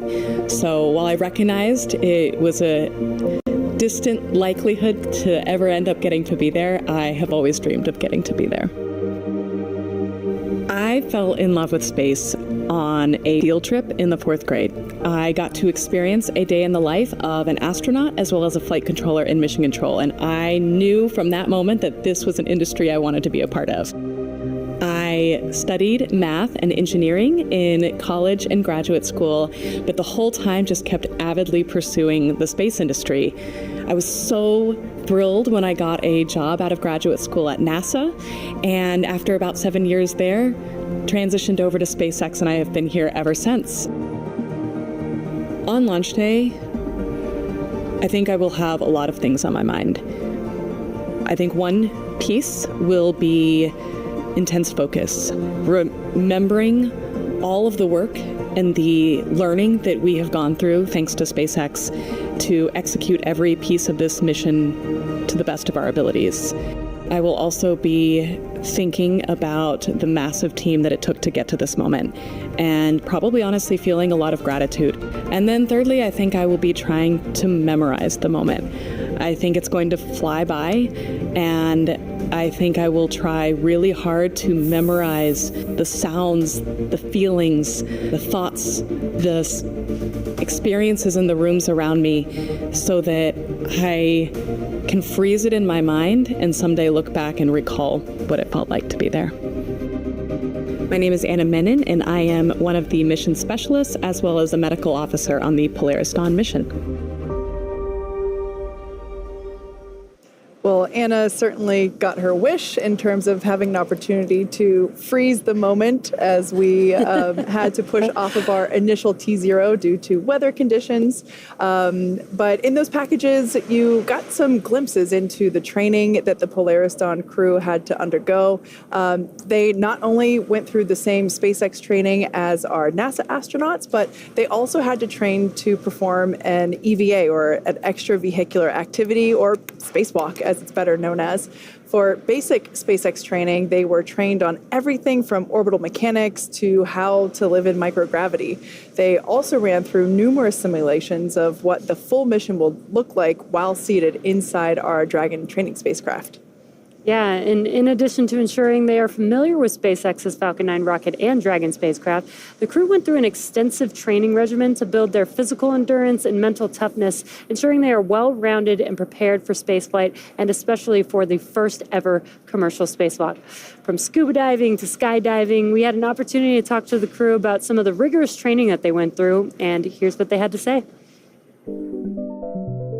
the bulk of the training has been rightfully focused on the EVA or the spacewalks. In a development program, you don't know what you need to train to. Like, how can we run pressurized operations, simulate microgravity, but also have like a simulator that's powered, with hatches to get in and out of, so we don't have to submerge that in a pool. We looked at a suspension system solution where we can set up a physics model that allows you to pressurize the suit, put on a harness, and then a hoist will lift a suited crew member up. And you can basically use one finger and you press down and your whole body will move up, just like in space. It allowed us to really put into practice the different piece-by-piece steps that are necessary to complete this operation safely. One aspect of our training has been scuba diving. The buoyancy allows us to kind of experience a different environment. The lack of communication is a challenge associated with scuba diving. You rely on alternate forms of communication. You'll use different hand signals to communicate, like I'm okay, you're okay. So I would say scuba diving has a ton of great training lessons that are directly applicable to our spacewalk. I have to say, I think the max fun here was the skydiving we did at the Air Force Academy. That was some of the best training ever. When I dropped out of that airplane, sitting in the airplane as I was going up, I felt those nerves, all of that rush of emotions that comes with, recognizing that you are about to do a really high consequence operation. And you're standing out, leaning into the wind, out of an aircraft, and then you just let go and you fall. It was incredible training, some of the most memorable training we've done. For the centrifuge training, the purpose is to go through both a launch and a reentry as well as a launch escape mission profile in this human centrifuge that's spinning you around and imparting forces on your body that are similar to the ones that we will experience when we go through those operations actually in space. When you're in space, you have to deal with the circumstances that you're dealt. Similar fashion is climbing a mountain. You're on the side of a mountain, it's taken days to get to where you're at, approaching the summit. You're dehydrated, you're hungry. You learn to manage those stressors. And those are all good preparation techniques in getting ready for space exploration. We've had it all. We've had unbelievable highs, and we've had lows. It's just been a great 2 years of growth. Some of the best times of my life. Dragon is the first private spacecraft to take humans to the International Space Station, and it's currently the only vehicle capable of returning significant amounts of cargo to Earth. It's also the first private spacecraft to take an all-civilian crew to orbit during the Inspiration mission in 2021. Over the last 4 years, the spacecraft has supported 13 human spaceflight missions and flown 50 crew members representing 14 countries. Through missions like Inspiration 4 and Polaris Dawn, Dragon is helping lay the groundwork for deep space exploration, rapidly expanding our knowledge of how humans will adapt, live, and work in space. Dragon can also help discover more about our home planet. With upcoming missions like From 2, we aim to do exactly that. Named in honor of the ship that helped explorers first reach Earth's Arctic and Antarctic regions, the crew of From 2 will be the first to explore Earth from a polar orbit. From 2 will be SpaceX's 6th commercial astronaut mission, and will allow the crew to observe Earth's polar regions through Dragon's cupola at an altitude of 425 to 450 kilometers. Over the years, Dragon has proven to be quite a versatile spacecraft. It can autonomously dock to the space station when outfitted with the ISS docking adapter. In free flyer mode, the docking adapter can be swapped out for a cupola for the best views while in orbit, and that'll be the case with the upcoming From 2 mission. Finally, we have our newest option, which is the Skywalker hardware to support a spacewalk, and the Skywalker will be making its debut on Polaris Dawn. And in addition, who knows what else the future will bring. Now, while the crew gets situated in Dragon, let's take a moment to get familiar with the spacecraft that we will call home, that the crew will call home for the next 5 days. Designed to be the safest spacecraft ever flown, the fully autonomous Dragon stands nearly 27 feet tall and 13 feet in diameter. Dragon is capable of carrying up to 7 passengers, but for today's mission, it's carrying the 4 members of the Polaris Dawn crew. The crew will spend the majority of their time in the pressurized section, which is the top portion of the spacecraft you see there on your screen, and this allows for transport of people and environmentally sensitive cargo. Dragon's trunk, which sits just below the pressurized section, not only carries unpressurized cargo, but also supports the spacecraft during ascent, and it remains attached to Dragon until shortly before re-entry into Earth's atmosphere. And as you can see there, half of the trunk is covered in solar panels on the left side, and that's to provide power to Dragon during flight. The spacecraft is also equipped with 16 Draco thrusters, which are used to orient the spacecraft during the mission. Each Draco thruster is capable of generating around 90 pounds of force in the vacuum of space, and these engines are just as important to Dragon as the Merlin engines are to Falcon 9. In addition to these 16 Draco thrusters, there are 8 Super Dracos, and these power the spacecraft's launch escape system. In the very unlikely event of an emergency, the Super Draco engines can power Dragon half a mile away from the launch vehicle in less than 8 seconds. And just like the Falcon 9 first stage, Dragon is also reusable. In fact, the Polaris Dawn crew is flying today in the exact same spacecraft for NASA's Crew 1 mission, as well as Inspiration 4. That said, there are a few changes that we've made to Dragon for this mission. In order to accommodate a spacewalk, this is the first Dragon to be outfitted with a Skywalker in place of the Cupola Observation Dome. The Skywalker is a structure that is mounted to the top of Dragon, as you can see there, and the astronauts will use this to assist in exiting and re-entering the spacecraft during their spacewalk. This Dragon is also carrying Starlink, making this the first mission to attempt to use the Starlink network in orbit. Inside of Dragon is a router connected to a user terminal located in Dragon's trunk, and this terminal will be linked to a new device known as the Plug and Placer, which will enable the spacecraft to communicate with Starlink satellites that will be in orbit below Dragon. Now, we're very excited to see all of this in action, but Dragon has to get up there first. So let's take a look at the rocket that will be taking our crew and Dragon to space. Dragon will be delivered to orbit today by SpaceX's Falcon 9, the first orbital class rocket capable of reflight. Reusability allows us to refly the most expensive parts of the rocket, and that in turn drives down the cost of spaceflight. To date, Falcon 9 has performed 369 orbital launches, 326 landings, and 300 reflights. Standing about 65.5 meters tall, or about 215 feet, Falcon 9 is a 2-stage rocket that provides 1.7 million pounds of thrust on its first stage, thanks to those 9 Merlin M1D engines. And today's mission will be the 4th launch and landing for this particular booster. It previously supported NASA's Crew 8 mission to the International Space Station in March earlier this year. It's also supported 2 SpaceX Starlink missions. Now, after stage separation, when the first stage has done the bulk of its job for the day, it will initiate 2 burns as it makes its way back down towards the surface of Earth. First is the entry burn to help slow Falcon 9 down as it prepares to re-enter the thicker layers of Earth's atmosphere. Finally, the landing burn will further decelerate the rocket just enough to perform a precision landing on our drone ship. Just read the instructions. And that drone ship is currently stationed downrange in the Atlantic Ocean. The Falcon 9 first stage is equipped with 4 landing legs, and these are made of state-of-the-art carbon fiber with an aluminum honeycomb. These are placed symmetrically around the base of the rocket, and they are stowed during ascent and deploy just ahead of landing. Now, moving up the rocket, a Falcon 9's second stage engine ignites a few seconds after stage separation, and this engine can be restarted multiple times to place multiple payloads into different orbits. The second stage is powered by one single Merlin vacuum, or MVAC engine, and this engine is capable of more than 220,000 pounds of thrust.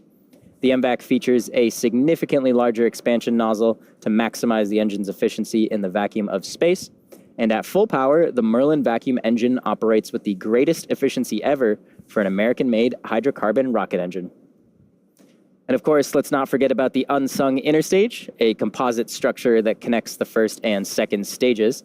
It also houses the pneumatic pushers that allow the first and second stages to separate during flight. Inside of the inner stage, or rather outside of the inner stage, is where you'll find Falcon 9's 4 hypersonic grid fins, and these are at the base of the inner stage. They help orient the rocket during re-entry. Here in Hawthorne, you can actually have lunch in the cafe while watching the inner stages being made just across the aisle. Looks like we're just at about T-minus 2 hours or so. So while we continue to count down, how are things going, John? Well, Atticus, things are about where we left it before.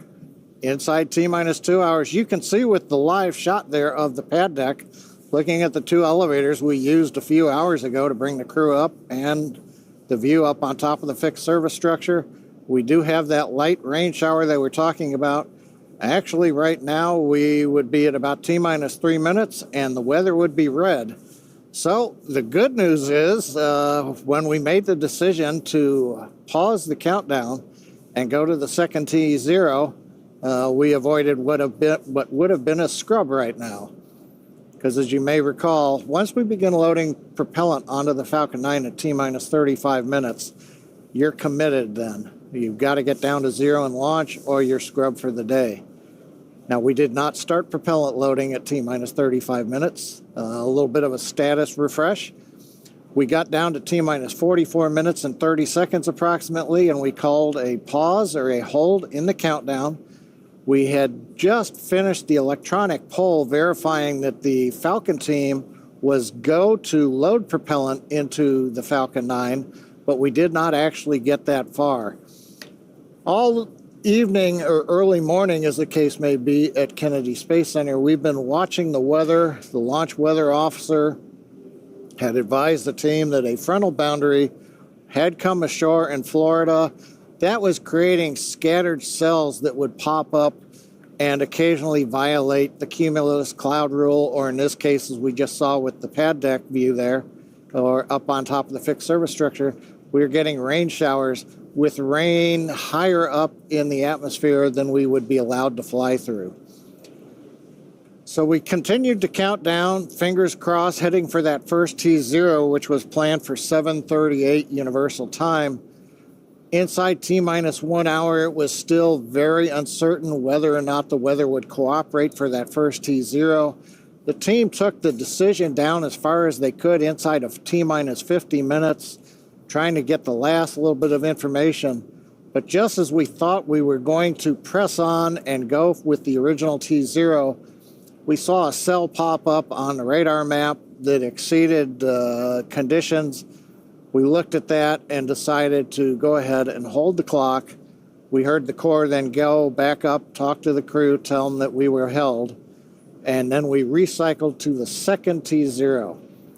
Now we have 3 T0 opportunities. The first one is now passing us by as we get ready at 7 hours and 38 minutes Universal Time, 10 minutes from now, and that would have been a scrub.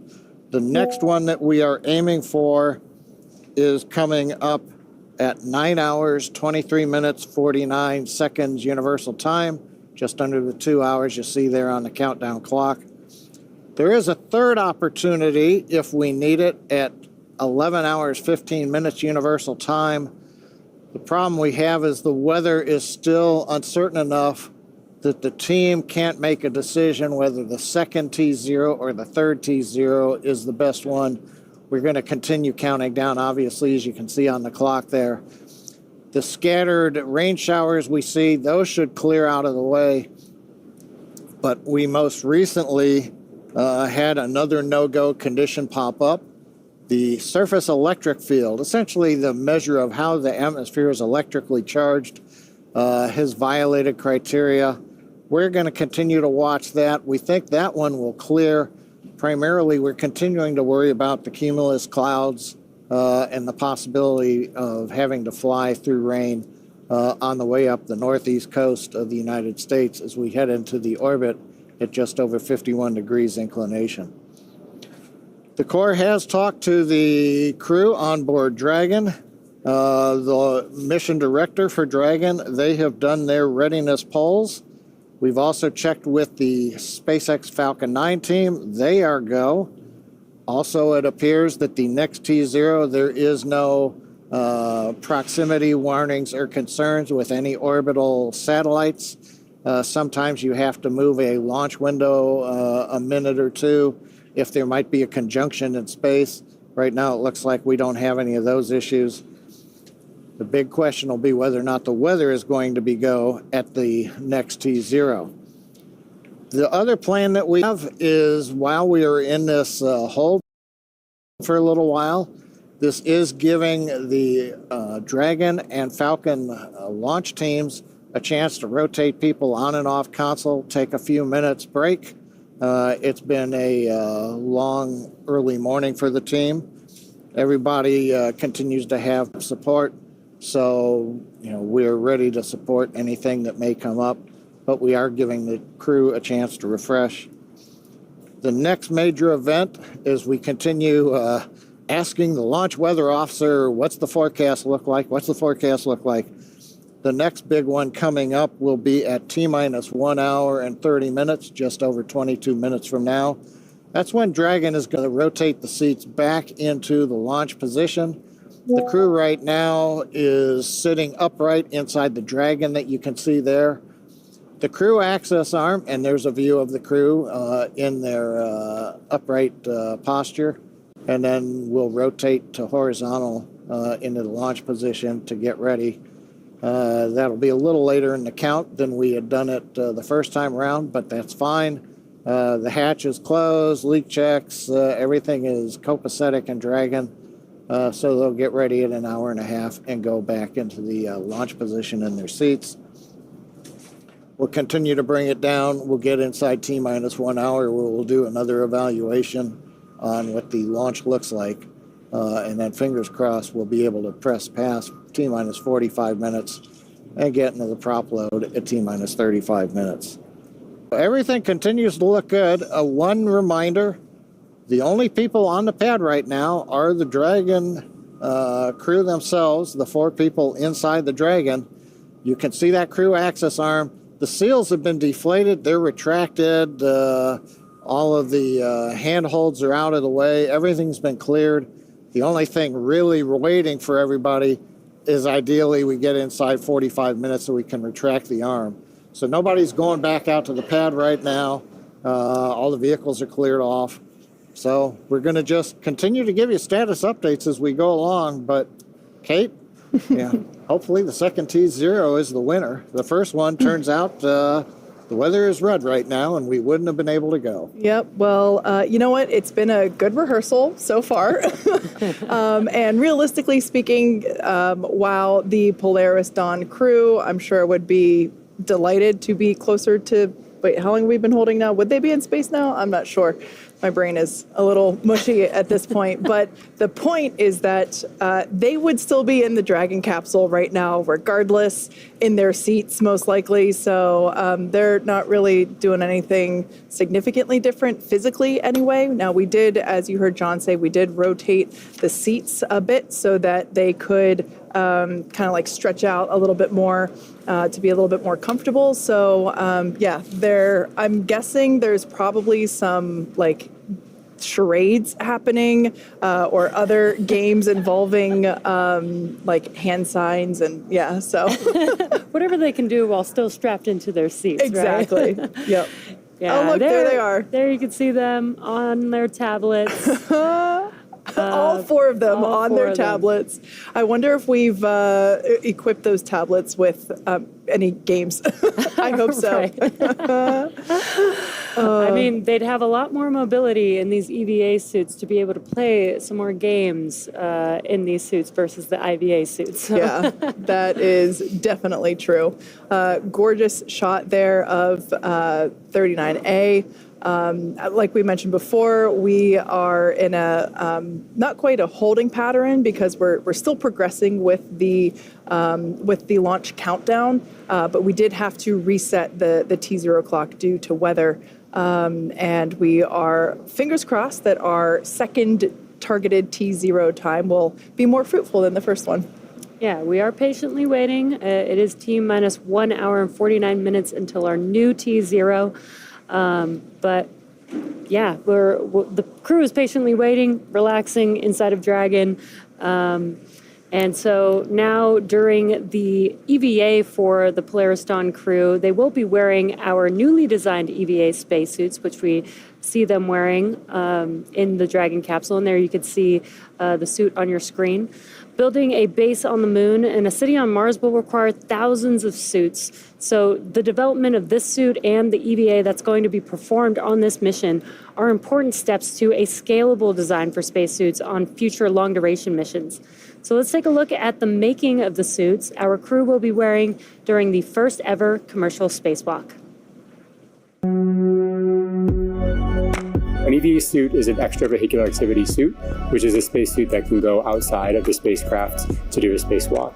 We started with With the IVA suit that we have, the intravehicular activity suit, as a kind of starting point, and looked at it and said, what would we have to change about this to be able to support a spacewalk? So the first is mobility. The crew will have to do a lot of moving around inside of Dragon to get outside and do the spacewalk. We had to add in new joints and new features in the suit to allow them enhanced mobility while the suit's pressurized.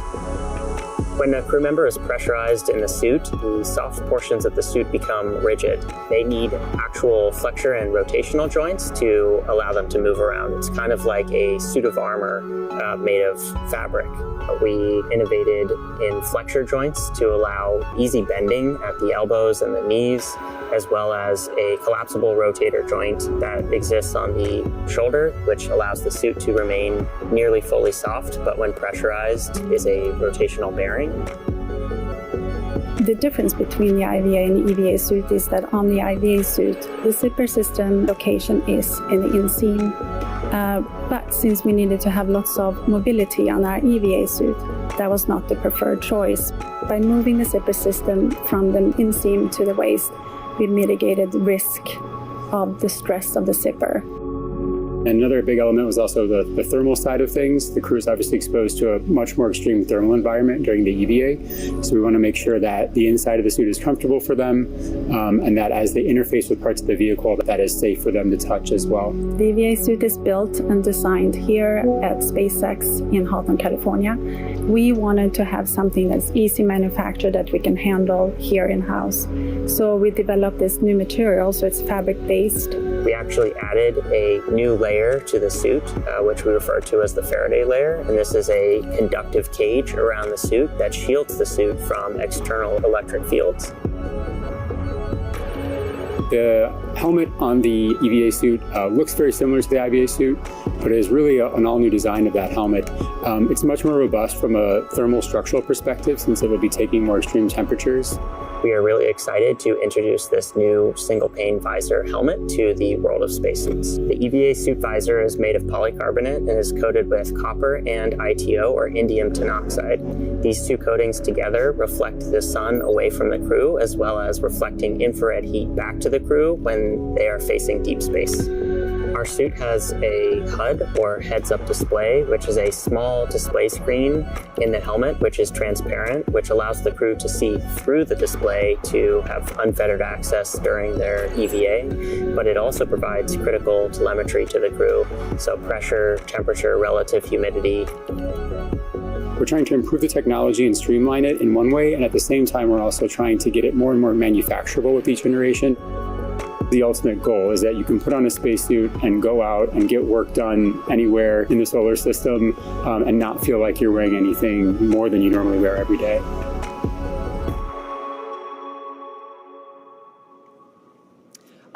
Love seeing how we have designed those suits from really the ground up. They look similar to the IVA suits, but there's so many enhancements and changes in order to make them suitable for an EVA, and we are definitely looking forward to seeing them in action in just a few days. But until then, let's take a look at how the actual EVA itself came together.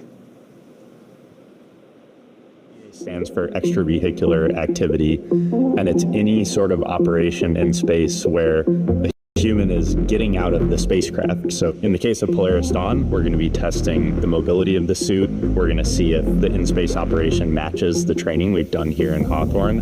There's really a lot of different things that can happen during an EVA, and this is the first step for Dragon and SpaceX.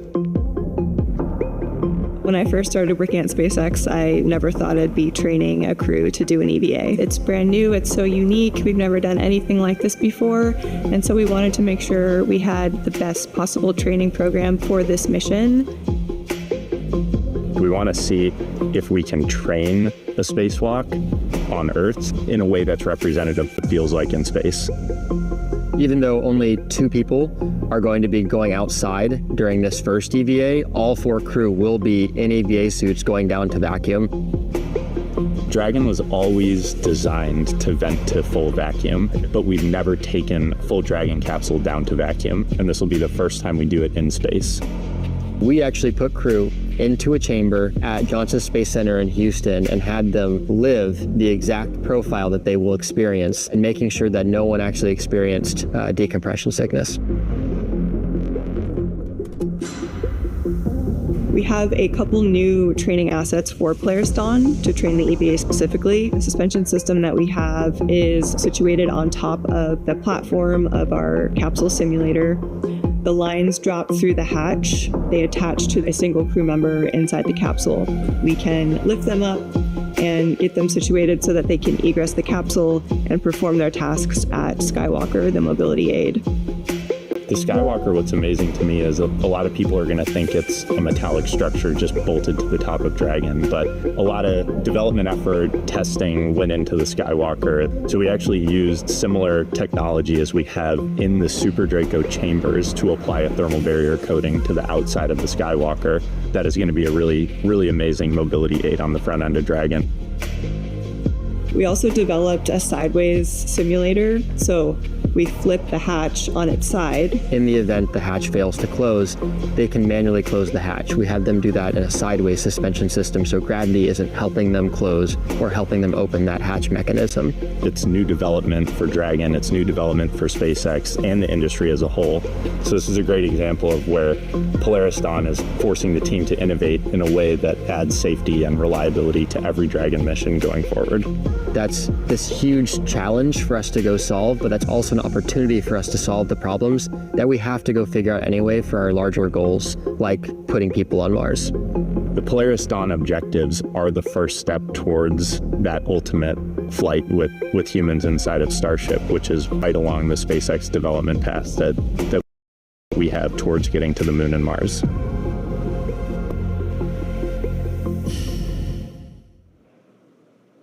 It is so exciting to see not only development of the EVA suit, but the EVA operations as well, and how so much has specialized for this mission with the goal of having the ability to open that top hatch and have Jared and then Sarah go out and test the mobility of the suit and the functionality. And to me, it's just so cool to be able to see the design and the planning that went into all of that to make what is about to happen.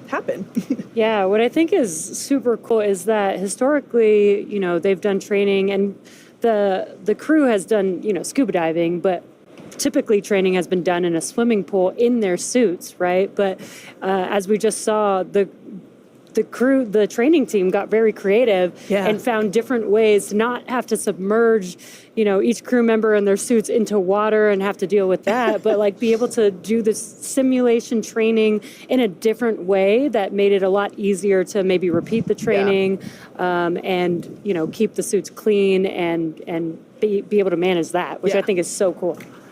Yeah, I think we really just kind of innovate across the board, right? Just every aspect of the mission, from the hardware to the training itself to just our processes. So it's really great to see all of that. One thing that actually really stuck out to me is the mention of how these suits will sort of be used in the far future. I love how we always keep just the big picture in mind. The goal of SpaceX, make humans an interplanetary species, get to the moon, get to Mars, get beyond. And so we really incorporate that into all of these sort of stepping stone missions, right? We're pushing the boundaries, we're doing this first EVA, we're developing these suits, but, maybe in a few years, who knows, we're going to be having thousands of people in these suits doing work all over the place on the moon, on Mars. It's just so inspiring and incredible to sort of be a part of that story and get to hear about some of that from the crew. Yeah, and these suits, they look cool, but they're super functional, and thinking about what the future suits, the functionality that those suits will carry is I think that's a good point of just the far future, what will that look like is very, very cool. Well, you talk about the far future, and it may be because it's going on 1 a.m. here, and we've got another hour and a half. But in the near future, my question is, Halloween's coming up in the United States. Anybody want to make a mock-up suit and go around trick-or-treat? Maybe your kids, It's like, hey, do you want to dress up in an EVA suit? I bet we're going to see a lot of those this year, huh? Yeah, the different style suits for the costume. You don't have to just stick with the white and the gray, you could use some colors, a little bit like on Apollo lunar suits. where they would use different colored stripes to distinguish the commander, because in the photos you're always going, who are we looking at? That's so-and-so and that's so-and-so. Yeah. I love that you guys were mentioning, the future and how we're trying to work towards that now. And they mentioned when they were making the spacesuit that they're thinking about the manufacturing. Obviously, I've been in manufacturing for almost my entire engineering career, so I love manufacturing. But I love that we think about that in the beginning stages of the design. I think that's so important because design for manufacturability will make things a lot easier if you start with that versus, designing something that may be functional but is really hard to manufacture and having to go back and make those updates and changes. So I think that's so cool that the spacesuit team really, really focused on that with the suit. Yeah. It's been so incredible to see the progression from the IVA suit to the early versions of the EVA suit to the suit that we see there on your screen. My personal favorite element is that not shield, the visor. There we go. That's the word. And the views that we will see of Jared and Sarah as they emerge from the top hatch. It's going to be incredible, and just the fact that just the visor itself, not only does it look cool, but it insulates them on the inside and the outside, depending, if they're looking toward the sun or away from it. It helps to keep them cool or warm, respectively. I think that's just, it looks awesome, but it has an important functionality to it as well. Yeah. Kate, you mentioned the moment that Jared and Sarah are going to exit the capsule, and we heard a little bit about that experience from Mike on his multiple EVAs, and a little bit about the overview effect. I think, traditionally, the public hasn't really had, a live view into these events. So it's truly a very unique, very historical and special event that we're also going to be live streaming for the public. We're going to see their first overview effect. We're going to see them have that experience and kind of get to be along for the ride with them. So pretty exciting. That is so we will cool. have our own overview effect. That's an excellent point. Yeah, there's a camera inside of their helmet, so we'll actually get their personal perspective of that, at least for Jared and Sarah exiting the vehicles. But also we'll get to see Anna and kids, point of view from their camera too. There's also a camera located on the Skywalker structure, so we'll also be able to see Earth/space with Jared/Sarah somewhere in that photo or video, which will be so cool. Another one I'm interested, we've heard, for example, the Inspiration 4 crew talk about their thoughts. Jared comes back. He flew the first time into relatively low Earth orbit. So he saw his overview effect, but the Earth that close kind of fills up everything. Now he's going to be 1,400 kilometers up. Yeah, not doing the EVA right there, but he's going to look out through the windows. And Pete Conrad, when they went up on Gemini 11 in 1966 to just below where Jared and team are going, Pete was, he was out loud. The Earth is round. It looks different from this high. So it's like, okay, Jared, compare and contrast for everybody else who's stuck down here on Earth. What's it really like? Could you tell you are 1,400 kilometers up versus being, 250 kilometers or so the first time around on Inspiration 4? Yeah, and even just the different viewpoint of having the cupola versus not, and, being able to stretch your arms out and not hit the domed structure would certainly be an experience. Although it's one of those things where it's like when you get on the roller coaster, you're told keep your hands inside the ride at all times. We know they have certain motions they're going to be doing to test out the mobility of the suit, but I hope they'll have an opportunity to just chill for a minute in the time that they are up there, because they're going to be seeing some incredible views. Yeah, that's going to be super exciting. We'll get to watch them live the whole time. Again, as Atticus mentioned, we'll have live coverage, but also, they do have an EVA. It will be scheduled. They will need to follow some procedures. Obviously, the EVA is for a test. It's to test the EVA suits. But we do have some margin in there. So they might be able to get, if they're able to complete their test, they might just be able to get a minute or two to themselves to be able to enjoy that view. Now, we are excited to watch that with them live whenever the EVA is actually happening. But for those of us who haven't experienced the overview effect personally, firsthand with our own eyes, here's a little bit more info on that phenomenon. The overview effect is that sensation or that feeling that you get when you see our whole world from the perspective of being outside of it. It ranges the whole spectrum from like how delicate the Earth may appear because, it's only this thin blue line that separates this habitable atmosphere of our home planet to, the vacuum of space. It's hard to comprehend what the impact is going to be when I first see Earth from space. It just reminds us of how fragile our planet is. One of my roles on this crew is to shoot as much footage as we possibly can so we can bring it back and share it with the world. The big picture awareness that you gain from that sort of perspective when you're, journeying amongst the stars and see our entire planet as we know it there outside of your window, and kind of the philosophical and the many different emotions that it provokes inside of you when you see it that way. We have barely begun our journey to explore the worlds around us. And that hit me right when I saw the moon rise around Earth and saying like, come on, it's been 50 years. We got to get back there and we got to get to Mars and we got to figure out how to get out of our own solar system and try and figure out what this is all about.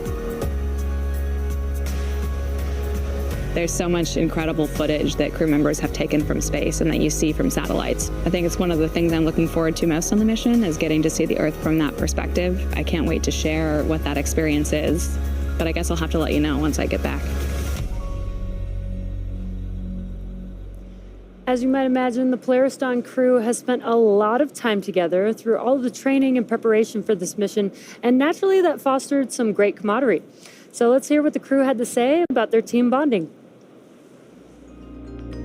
I have so many wonderful memories working with this crew. One of the memories that stands out to me is back at the beginning of our relationship formation, and that was when we were climbing Cotopaxi together. The highs and lows of that experience and the mental toughness required really helped break down barriers and create a platform to form a trust. I mean, you want to talk highs and lows, we were literally jumping out of airplanes. I think it just taught us an awful lot about each other and moments of like unbelievable happiness and super lows where things weren't going to plan. Mountains, flying fighter jets. Honestly, I think it's just the mundane moments that we have together to gel as a crew and relying upon your crew, knowing when we need to ask for help. We each do have things that we're not going to be the best at. We're not going to need to do everything. We can distribute the load to maximize what each person is bringing to the team. It's been such an adventure learning with them, learning about them, learning how to work with them. I don't think 5 days is going to be enough. It is awesome to think about getting to live and work with each other for 5 days in this capsule. Getting to be with them while floating in space, doing work to contribute to long-term endeavors of human spaceflight. I am just so thrilled and excited and look forward to it.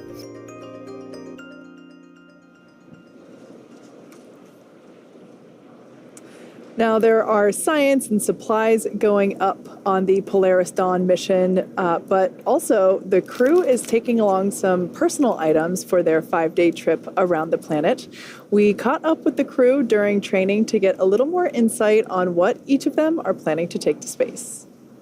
What am I going to bring to space?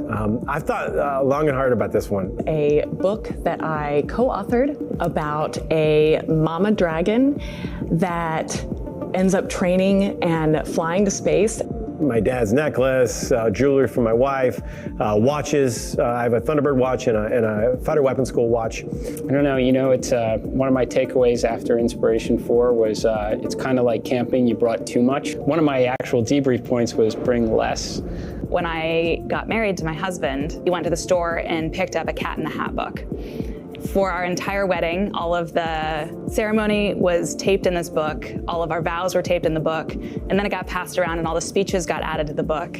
And so it's just a very fun collection of very special memories captured in a very endearing cat and hat book. I'm gonna bring this big hunk of metal that will go higher than anyone has ever flown in Earth orbit. I'd love to be able to have some sort of a memorabilia for everyone who contributes to this, of which it's pretty hard because there's 10,000 plus SpaceXers. I guess I wish I could bring something for everyone who's made a difference in this program.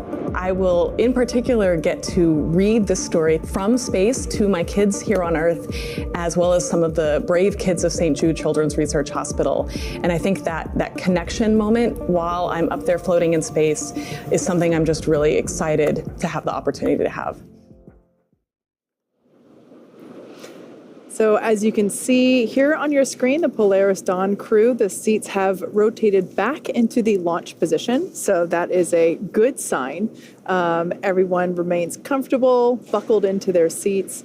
We're now just under an hour and a half until the next launch opportunity.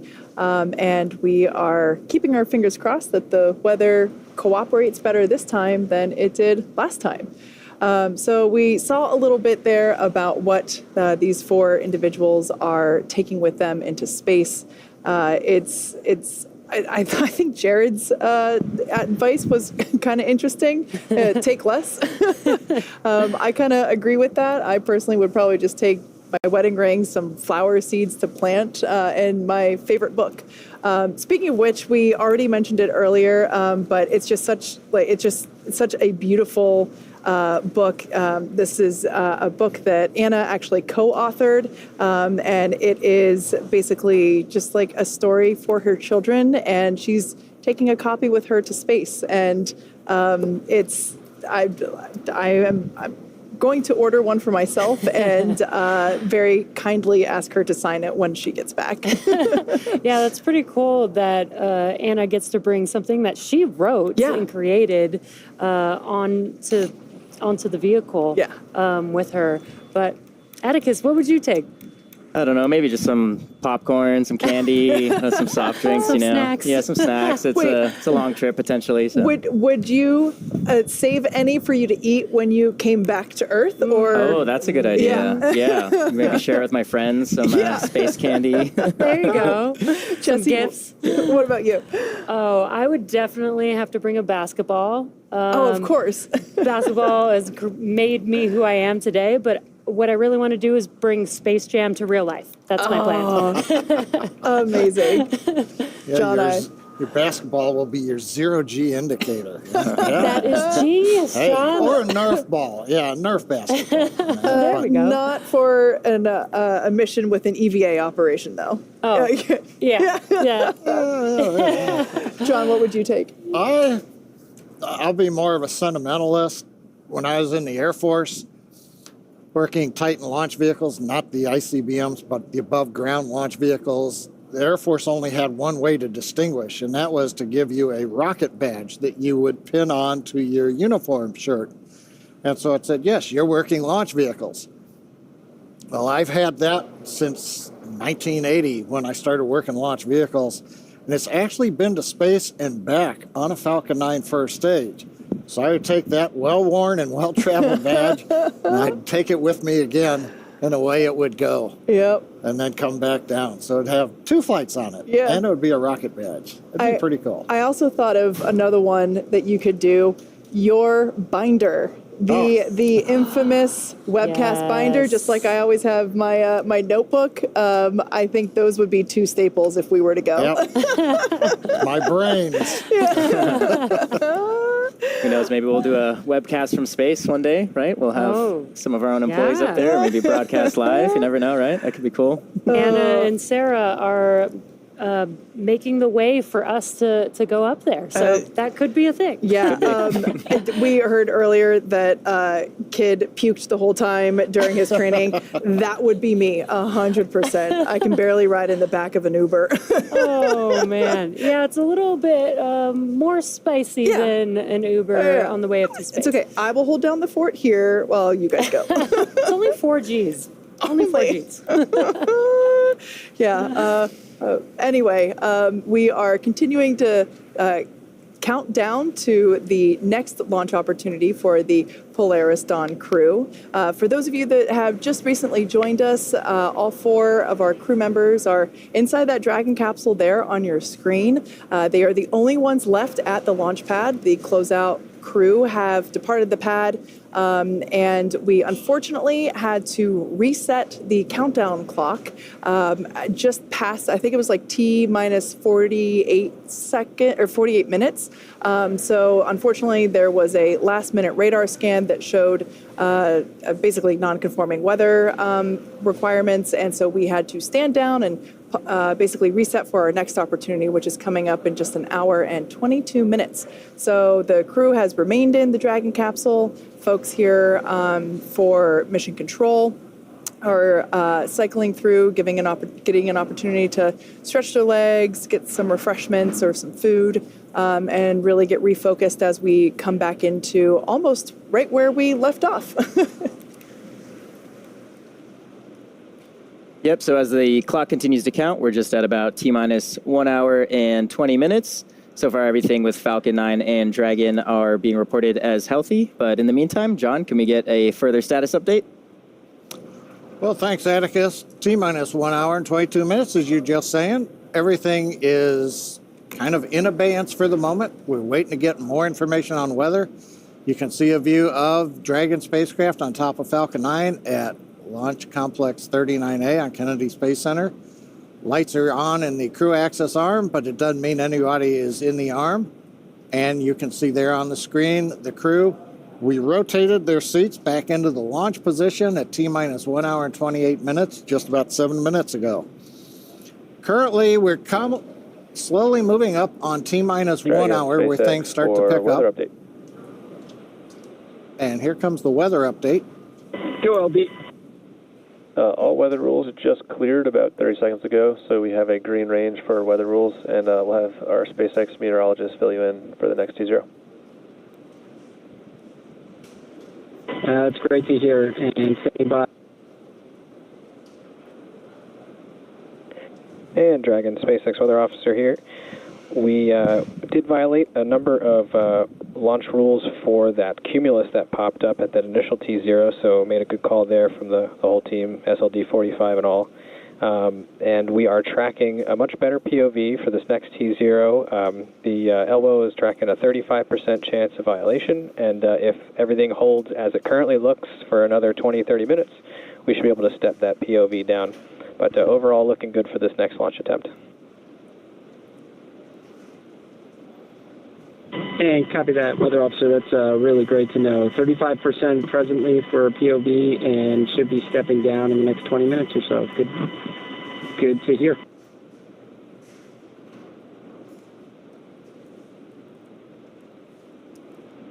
Okay, so they've told the crew that what we're just getting from the launch weather officer. The first launch attempt we had to hold as we got inside T-minus 45 minutes. A cell had popped up and it looked like we were going to be no-go at T0, which would have scrubbed us for the morning. So instead we held off before we began prop load into the Falcon 9. That preserved a second launch attempt coming up in just under 80 minutes from now. That T0 is planned for 9 hours, 23 minutes, 49 seconds universal time, or 5:23 and 49 seconds a.m. Eastern Daylight Saving Time, just about an hour or so before dawn there in Cocoa Beach, Florida. So hopefully they'll get a good view if the weather continues to dissipate. As I mentioned, we had the crew rotate seats back into the launch position at T-minus 1 hour and 28 minutes. On the SpaceX Falcon 9 side, the launch chief engineer is going through a technical readiness poll, making sure that the Falcon team is ready to pick up the count as we get inside T-minus 1 hour. Also, amplify a little bit on the launch weather officer. It's always interesting. A probability of violation, or POV as they call it, of 35%. So that means essentially 1 chance in 3 of violating the weather constraints that we would have for a launch. It's interesting. An optimist would say it's a 60% probability of good weather, I don't know why we do the probability of violation, but that's the history. It's been that for as long as I have known it. The big thing that is changing is that the weather was fairly chaotic over the last hour. It's very hard to model and predict as the boundary layer was coming ashore. What they're seeing right now in the weather radar is the boundary looks like it's dissipating. And as the Corps told the crew and the weather officer amplified, we ought to know more in about 20 minutes as we get down close to T-minus 1 hour, in which case the probability of violation may actually decrease, give us an even better chance. Still looking at a variety of things. The rain showers that we saw earlier on the camera lens, making sure that they've dissipated, that we don't fly through rain on the way up. We also want to make sure the big one is cumulus cloud rules. We don't want any thick, high-altitude clouds in the flight trajectory. And then, of course, continuing to watch the winds, but that looks to be pretty good. And if the rain dissipates and goes away, then the electric field intensity, which is currently green and go for launch, should also stay that way. So fingers crossed that the weather will continue to improve and we get a go here to continue through T-minus 1 hour and then prop load and take it the rest of the way on down. But right now, Kate, things are looking a little more optimistic than they were an hour or so ago. Yeah, certainly better. Hearing that we've got a 35% chance of violating the weather requirements instead of 60, that's certainly a welcome improvement. So let's talk a little bit about the research that's going to be going up. So Polaris Dawn is the first of 3 planned missions in the Polaris program, and this will conduct extensive scientific research to expand our knowledge of humans adapting, living, and working in space. Much of this research is also intended to improve our lives down here on Earth. And like all science and research, it begins with collecting tons of data, and that process started well before today. Let's take a look. We are in the Houston SpaceX office today. We are here for our what we call L-30 or launch minus 30 days data collection for all of the research that we're doing on our mission. We have about 40 experiments, and a number of those require data collection pretty close to launch date. And so we are doing all of that data collection today, as well as doing some refresher training just to make sure we're really sharp on all of our procedures when we go to flight. There's a lot of steps for each one of these science experiments. They're beneficial for not only improving and enhancing healthcare here on Earth, but it helps us continue this progression with space exploration. What Kid and Anna are doing with the endoscope up through the nose and looking down at the vocal cords, I mean, that is not something easy to perform, in a hospital environment, let alone in space. They certainly stand to learn a lot from it.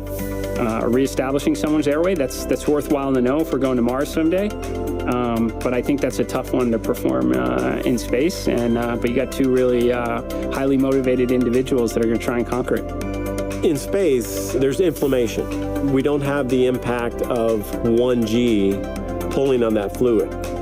So we need to better understand what that inflammation looks like. And once we have a better understanding, we can develop the procedures and the equipment necessary to handle any type of triage situation. When we stepped into this virtual reality scenario, I think Kid and I liked it a lot because they're flying a spacecraft on Mars to kind of gather like hand-eye coordination, motor skills, some cognitive abilities now, and then they're going to compare it to post-flight as opposed to whether or not we can successfully land on Mars. One of the unique things of our missions, they're 3 to 5 days length. You maybe can't study the super long duration things, but what you can study is what happens immediately when you get up there and how soon these things start to take place. So this big problem in the astronaut community is called SANS, and it's where the astronaut's eyesight and ocular health start to degrade over time. So they will be wearing a contact that actually makes them look like a cyborg. It has little coils that can measure the interocular pressure, and then we can start testing countermeasures that might actually be able to prevent some of those negative effects. We are doing an experiment called GDS disorientation, and this experiment, we wear a set of electrodes that sends electricity essentially through our brain between our inner ears and stimulates a disorientation and an imbalance to train astronauts' adaptation to different G environments and hope to quicken that readaptation. One of the things that we're doing with ultrasound is we are going to be collecting imagery of our veins and identifying whether there's actually bubbles forming when we are changing cabin pressure. It's very possible that nitrogen will bubble out into our blood. If we see bubbles, it will be completely normal and okay if we do see bubbles, but we are hoping to capture that on ultrasound. In order for us to become multiplanetary, we've got to overcome some of these challenges associated with space exploration on longer duration missions. What we gather on orbit in a zero-G environment, in a vacuum, will help us continue this cause in space exploration.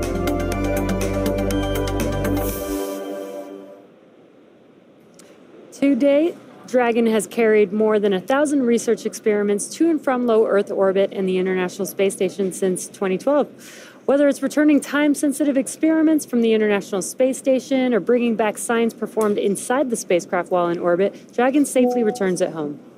While docked with the International Space Station, Dragon can also act as a lab, providing extra room for astronauts to perform their work. And when the space station is fully booked, Dragon also serves as an extra bedroom when necessary. Yeah, exactly, Kate. And actually, NASA astronaut Michael Hopkins, who joined us earlier in the show, slept inside of Dragon during his entire 6-month stay aboard the station. Now, Dragon can also serve as a lab while orbiting Earth. During the Inspiration 4 mission back in 2021, the crew, as you see there, conducted research while traveling weightless at over 17,000 miles per hour, just as the Polaris Dawn crew will be doing over the next 5 days. Dragon's cargo capacity can be allocated for both crew essentials as well as scientific equipment dedicated to microgravity research and experiments. Yeah, and in fact, SpaceX is currently accepting proposals for research studies and experiments to fly on Dragon. This could be research to understand mental and physical impacts while on orbit, exploring how to improve training, physical fitness, and mental well-being, or advancing medical care with the exploration of just-in-time training and tools. The selected research study groups will have access to SpaceX's crewed Dragon missions, opening up opportunities for researchers that might not otherwise have an opportunity to do so. For more information about SpaceX's on-orbit research program, visit spacex.com/humanspaceflight/research. Now, as we mentioned at the start of the show, there are a number of firsts for this mission. The first commercial spacewalk, possibly reaching the highest Earth orbit ever flown for a crewed spacecraft, which, if that happens, it would break the altitude record set by the Gemini 11 mission, which was half a century ago. Yeah, the Polaris Dawn crew will also be the first to attempt to use the Starlink network while in orbit. Dragon is carrying what we are calling a Starlink plug-and-placer. And Dragon, we are cycling the orbit tank isolation valves again to equalize the low-flow pressure system.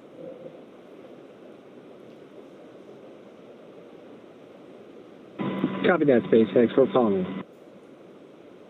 And just a quick update from the core to the crew.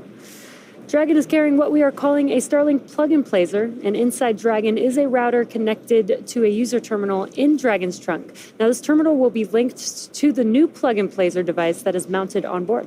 And all of this will be responsible for establishing and maintaining a laser communications link with Starlink satellites, which will be in orbit about 200 kilometers below Dragon. Using this hardware, Dragon will attempt to talk to Starlink the same way Starlink satellites talk between themselves with lasers. No one has ever flown a laser communication system on a human-rated spacecraft before, so there's a lot to be learned. If this works, the plug-and-placer could provide the first high-speed internet experience for people traveling in space. Yeah, this technology will also help here on Earth by facilitating healthcare access and connectivity to underserved communities around the world. Polaris program is donating Starlink to St. Jude Global partners in 5 countries. Strong, reliable internet will help support the St. Jude Global mission by providing partners greater access to online medical conferencing, case and imaging sharing, and diagnostic assistance. Hospitals and foundations that are part of the pilot program will be able to provide better care to patients thanks to high-speed, low-latency broadband internet. The first countries selected to receive Starlink include the Philippines, Brazil, Chile, Peru, and Mozambique. The Polaris team is also donating Starlink to 100 schools in Chile and Brazil, striving to increase internet connectivity, which can improve education and telemedicine efforts for communities in need. The Polaris Dawn crew actually had a chance to hear from the students in Chile after Starlink was installed.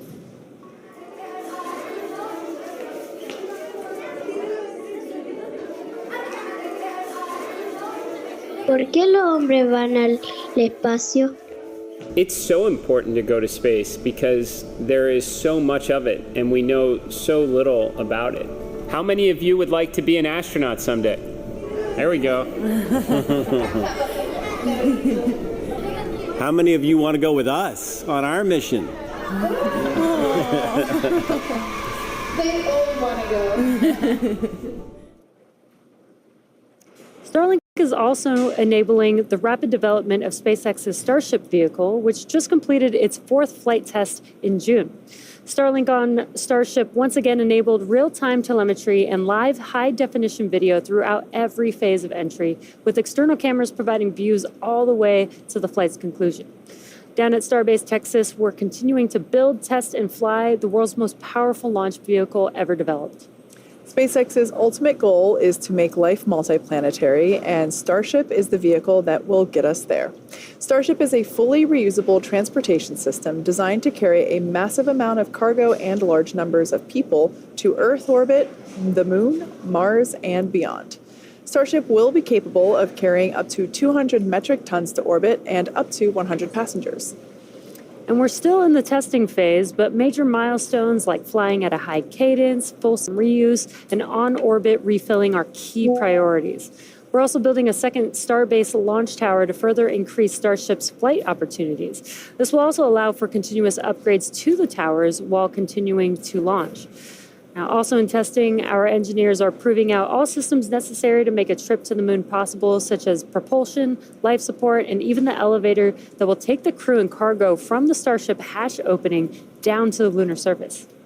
In partnership with NASA, Starship will put the first Artemis astronauts on the moon.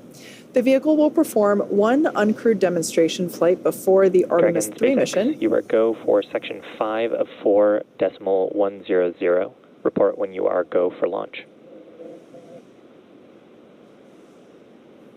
And copy that, SpaceX. We're stepping into section 5, 4.100. All right, so just the core syncing up with the crew, informing them that we are continuing with the launch countdown. So I was talking about the Artemis 3 program, the Artemis program, specifically the Artemis 3 mission, and how the Starship vehicle, like the one that you see there on your screen, will perform an uncrewed demonstration mission before the Artemis 3 mission. And that will be the first human surface expedition since 1972. With the ability to deliver cargo and people to the lunar surface. SpaceX, section 5, 4.100. Crews go for launch. All right, that is... Copy, crew is go for launch. Music to our ears. Crew is once again still ready for launch. So with the ability to deliver cargo and people to the lunar surface, we'll be ready to help humanity build a sustainable presence on the moon and learn how to live off-world before the next step to Mars. When the time comes for humans to explore the moon and beyond, they'll have to take everything with them for a surface expedition. Building bases or even cities will require huge amounts of cargo and eventually crew, and that's where Starship comes in.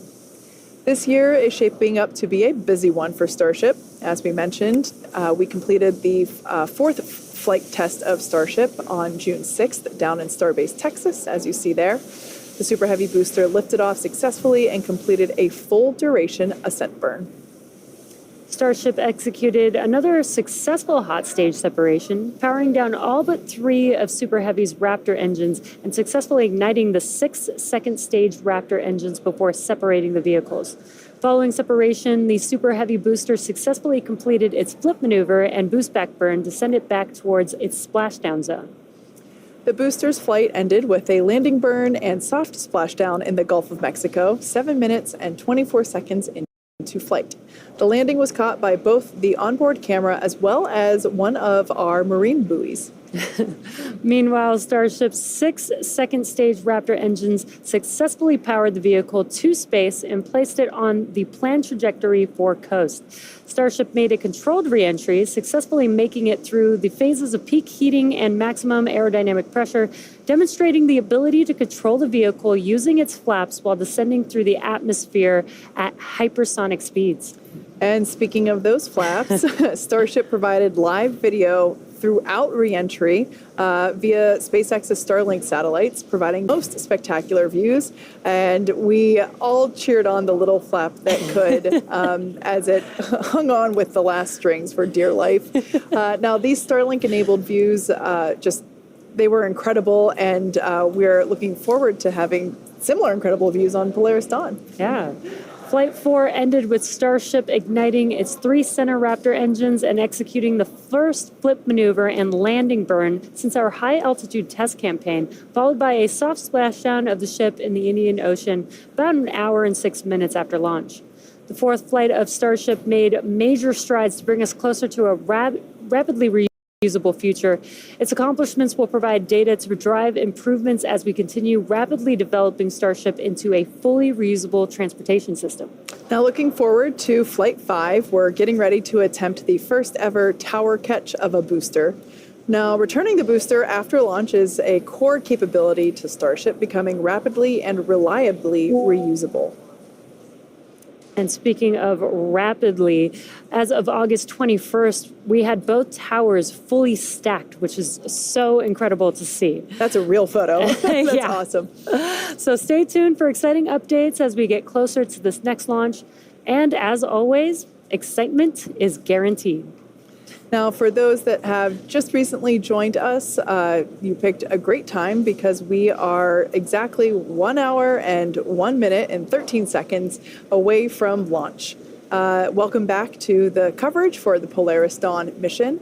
The Polaris program is a first-of-its-kind effort to rapidly advance human spaceflight capabilities while continuing to raise funds and awareness for important causes here on Earth. The program's goal is to demonstrate important operational capabilities that will serve as building blocks to help further human exploration to the Moon, Mars, and beyond.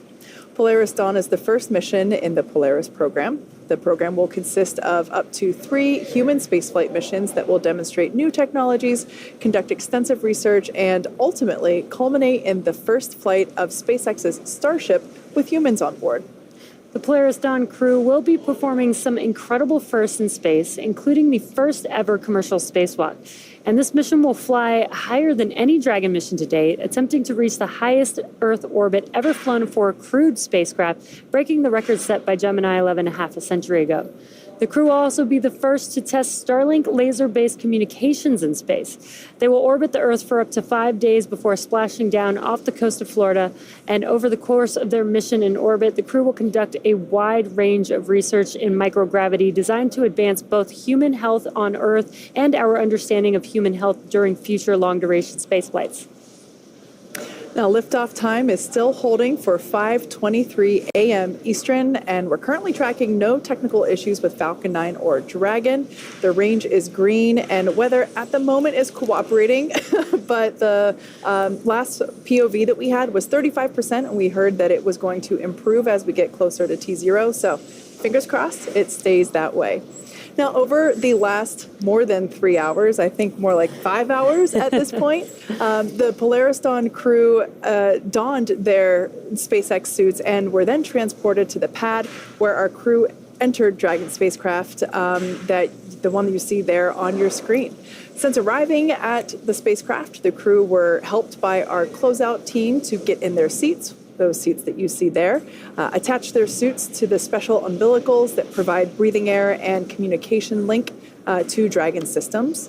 They conducted successful leak checks and communications checks with the Corps here in Hawthorne, and that is the person who they will be speaking to directly throughout the mission. That stands for Crew Operations Resource Engineer.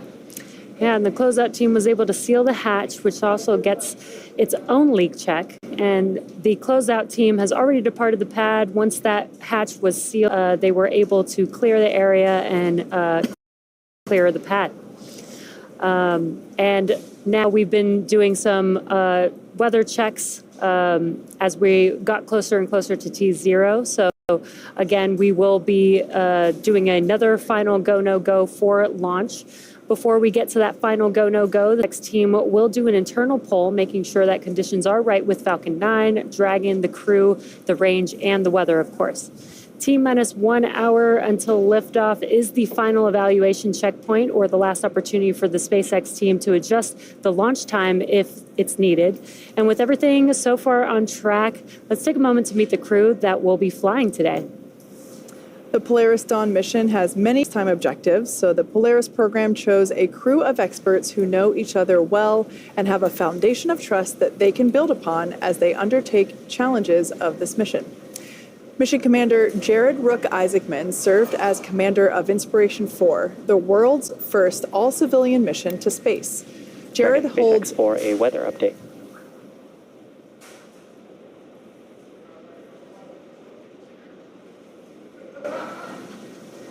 Go SpaceX. Dragon, we are currently go for launch. Updated probability of violation is 20%. So with that, we are going to be pressing towards T02. We'll keep you updated if any other weather comes through. Hey, copy that, SpaceX.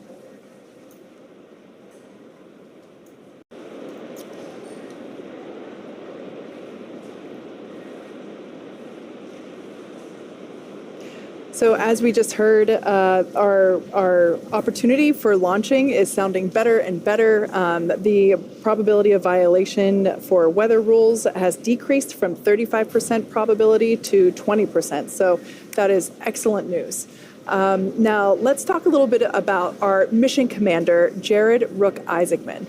He served as commander of Inspiration 4, the world's first all-civilian mission to space. Jared holds several world records, including 2 speed around the world flights in 2008 and 2009 for the Make-A-Wish Foundation. He has flown in over 100 air shows as part of the Black Diamond Jet team, dedicating every performance to charitable causes. In 2011, Jared co-founded what would become the world's largest private air force, Draken International, and that trains pilots for the U.S. Armed Forces. In addition to his role as CEO of Shift 4, Jared is an accomplished pilot and astronaut with over 7,000 flight hours. Mission pilot Scott Poteet served as mission director of Inspiration 4, and he goes by his call sign, Kid. A retired U.S. Air Force Lieutenant Colonel, Kidd served for 20 years in roles that included commander of the 64th Aggressor Squadron, Thunderbird No. 4 demonstration pilot, U.S. Air Force Weapons School graduate, operational test and evaluation pilot, and flight examiner. Kidd is a command pilot with over 3,200 flying hours and has logged over 400 hours of combat time. Following his Air Force career, Kidd served in various roles, including VP of Strategy at Shift 4. Mission Specialist Sarah Cooper Gillis is a lead space operations engineer at SpaceX, responsible for overseeing the company's astronaut training program. She helped prepare NASA astronauts for the Demo 2 and Crew 1 missions, and most recently directly trained the Inspiration 4 astronauts. Sarah is an experienced mission control operator who has supported real-time ops for Dragon's cargo resupply missions to and from the International Space Station as a navigation officer and as a crew communicator for Dragon's human spaceflight missions. In 2015, while studying at the University of Colorado Boulder, Sarah started an internship at SpaceX before moving into the astronaut training program full-time. And to cap off the Polaris Dawn crew, mission specialist and medical officer Anna Walker-Menon, who also serves as a lead space operations engineer at SpaceX, where she manages the development of the crew operations and works in mission control as both a mission director and crew communicator. During her time at SpaceX, Anna has led the implementation of Dragon's crew capabilities and developed critical operational responses to vehicle emergencies. Prior to SpaceX, Anna worked for 7 years at NASA as a biomedical flight controller for the International Space Station. She received her bachelor's degree in mathematics and Spanish from the Texas Christian University and her master's degree in biomedical engineering from Duke University. And that is our Polaris Dawn crew and the first SpaceX employees to fly on a SpaceX mission.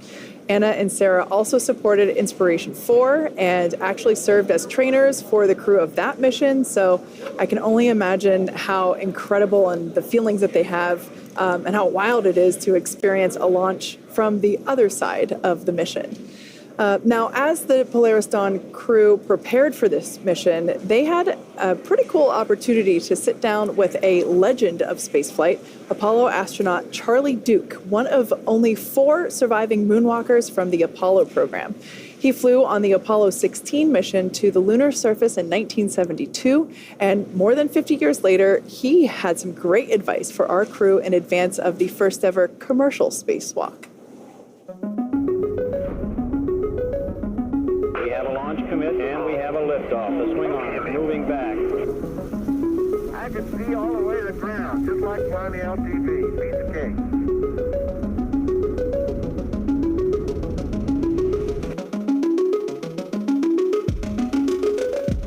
Welcome to our mission control. Thank you very much. We copy you down, Eagle. You got a bunch of guys about to turn blue. We're breathing again. Thanks a lot. What emotions run through your head as you watch that? For Apollo 11, it was really tense. Yeah, the tension in mission control was through the roof. You know, I was more tense in that landing when I actually did it. Because, you know, in the spacecraft, you're seeing all the systems, whereas in mission control, you're just looking at a little screen, you know, and ours never were this big. They were just little things. First off, I want to say thank you for inviting me to come out and get a briefing from y'all and maybe throw a little piece of advice every once in a while to you. You're one of the 12 humans in history that has gotten to walk on the face of the moon, and now you're sitting here at SpaceX. I'm curious what your aspirations, your hopes, your dreams are for the future of human space exploration.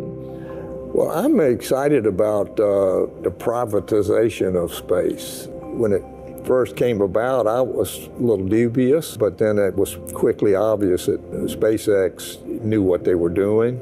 And I've been a big supporter of what SpaceX is doing in space and manned and unmanned launches. I'm impressed with this facility, and the first time I've been here. Well, sir, it is a real honor. It is a real honor to have you here and have this conversation. Polaris Dawn, sir, is the first of up to 3 missions that are contemplated. So we're going to vent down the vehicle and conduct a spacewalk. And we're going to test out a new spacesuit that the engineers at SpaceX here have been developing. It's to learn really as much about this new generation suit that SpaceX has built and then the entire operation associated with it. I'll be one of the crew members that goes outside the vehicle. Sarah will be as well. And then Kit and Anna are going to be inside the vehicle in kind of supporting capacity and be the eyes and ears of, while we're outside. Is that visor assembly separate from your... The whole thing is integrated. It's all integrated. Yeah, it's a spiral waist zipper that we don and doff the suit. It's important to have a suit that works. I mean, it's mobile and fits. Sir, based on your training experiences, what was the most memorable thing you went through? Let me cover something that's very similar to y'all's, and that's the Trans-Earth EVA. Are you ready, Charlie? Roger, copy. Looks like the old moon. Both Apollo 15, 16, and 17 had no problems with the Trans-Earth EVAs. They're very spectacular. I mean, the view, that was my most impressive memory, really, is to float out, and there was the Earth down here about 180,000 miles away. And my job basically was hook myself in so I don't float off and hold on. How long are you depressurized? So for the spacewalk, based on our the vehicle design and what we can support, we have about 2 hours end-to-end for both depressurizing external operations and then repressurizing the spacecraft. But we'll all get suited up, depressurize the spacecraft, and then 2 people, one at a time, will go outside, come back in before we repressurize the spacecraft. My advice is don't let go. That's good advice. I wish you well, and thank you. The goal of SpaceX is to build technologies necessary to make life multiplanetary. And this is the first time in the 4 billion year history of Earth that it's possible to realize that goal. Missions like Polaris Dawn are helping accelerate those efforts by developing and testing technologies that will enable humans to live and work in space, while also improving life for us here and now. I'm a total believer in the SpaceX mission and vision. I think the world is a more interesting place when you can journey among the stars. I believe that a lot of the questions that human beings have asked themselves since the beginning of time are probably out there, and we've barely scratched the surface, and SpaceX is trying to change that. Polaris Dawn has some really ambitious objectives, and the missions that follow it will also as well. And the hopes for all of these is that we will develop technologies and test technologies that will help SpaceX ultimately achieve its long-term ambitions of making human life interplanetary. What's really unique about the Polaris Dawn mission is it's a development mission. So not only are we taking the basic fundamentals of how to live in Dragon and operate the spacecraft, but we're now adding whole new operations for new suits, new systems, a new repressurization system in the capsule. There are whole new procedures for executing the spacewalks. We are doing incredible things, and we are changing the world, and we are making history. The men and women of this organization, the level of intelligence, it's unmatched. And that's why we're so passionate about our mission and about what SpaceX is continuing to do with their vision to further space exploration. There's a lot of things that you can be on either side of debate on, but for sure, it's okay to put a small percentage of our resources in advancing our species, and along the way, completely change the trajectory for humans on this planet in a positive way. And we can try and fix some of the day-to-day problems too. It doesn't have to be this either or, but yet so often it is. We're coming up on T-minus 46 minutes. The launch director and the launch team have conducted their electronic poll. The launch director has also checked with the Dragon mission director for their readiness. Everything continues to look good. We're going to be hearing some instructions from the SpaceX launch director. He'll be making announcements on the control room lockdown and protocols for hold or launch escapes. And he'll also be reminding the team that inside of T-minus 10 seconds, only the computer can abort the launch. Now, once the LD, the launch director, gives these instructions, they will clear the team to proceed with moving the crew arm away from the launch vehicle. You can see the arm is in the access position right now, but once we get... Poll is complete and the team is ready for crew access arm retract, propellant loading, and launch. Both control rooms will go into lockdown at T-minus 45 minutes and remain in that state until the launch escape system is disarmed. All operators are remain at their console and maintain a sterile cockpit until MD confirms successful disarming the launch escape system following orbit insertion or propellant offload in the event of a scrub. For non-urgent no-go conditions, brief the C or LD and they'll approve aboarding the countdown. For urgent issues affecting the safety of the operation, operators shall call hold on the countdown net. Launch control will abort the launch auto sequence immediately and proceed into the launch abort auto sequence. At T-minus 10 seconds, launch control will be hands-off, relying on automated abort criteria for the remainder of the count. Operators advise the launch director whether structural breakup or fire is imminent or occurring per Dragon manual escape flight rules. Launch control, you may proceed with arming the crew arm for movement.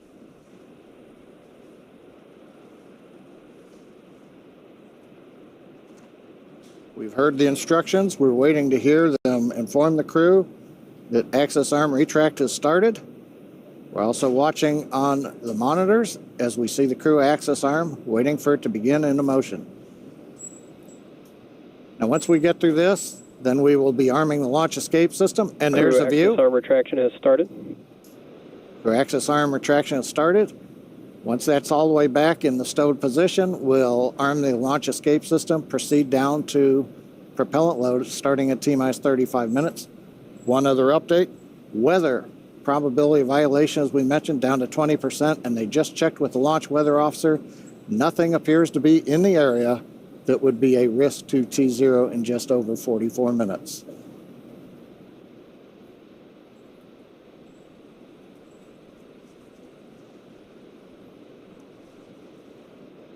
And Jesse, you can see crew access arm starting to come back now. Yeah, this is a very exciting moment here. This is one of the last major visual milestones that we'll see in preparation for liftoff. And soon we should also hear the call out that the Crew launch... access arm retraction is complete. And great call there. That is the conclusion or completion of the crew access arm retraction. We should also hear the call out for the launch escapes. Dragon, you are go for section 6. Close visors and arm the launch escape system. Copy that, SpaceX. We are stepping into section 6. We're going to close visors and arm LES. And there it is. They're getting ready to arm the launch escape system. And the crew is closing their visors, which you can see there. This is in preparation for that arming of the launch escape system.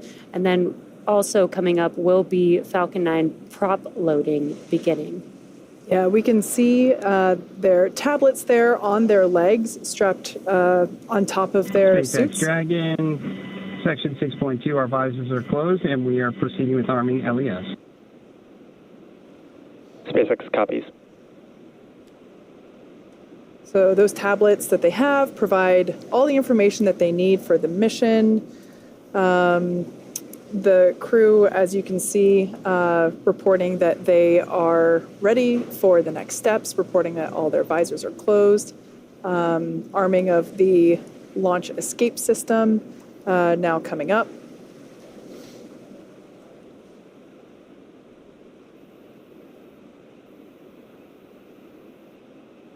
And we're just waiting for the call out.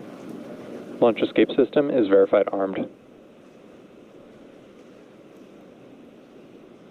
Copy that, SpaceX. We show the same. Yep, that's SpaceX good news. Dragon, we're closing out 4.100. 4.100, a reference to SpaceX copies, closing 4.100. That's a procedure the crew is running on their tablets. So with that, the launch escape system is now armed. Should something happen that requires Dragon to execute an emergency escape, if something were to happen to the Falcon 9 or the pad right now, the system is ready to go. There's another key reason. Once we got the crew access arm back, we went right into arming the launch escape system, because once that system is armed, should we need to have the crew leave but depart via the crew access arm, that arm took a minute or so to retract. It can actually come back into the support position much faster than that. So there's a high-speed mode, but that high-speed mode requires that we be in the armed configuration so that it'll be enabled. So if that was needed, the crew could then leave the hatch, go down the arm, and depending upon the direction, they can take the elevators. The elevators are currently at level 255. When the ground team left the pad, they send the elevators back up. So if the crew needs them, they're right there. And of course, we have the slide wire basket system on 39A is another way. So there's several ways if the crew had to leave. But the good news is, coming up 40 minutes before launch, everything continues to go well, technically, on Falcon 9 and Dragon, and it looks like the weather has begun to cooperate now.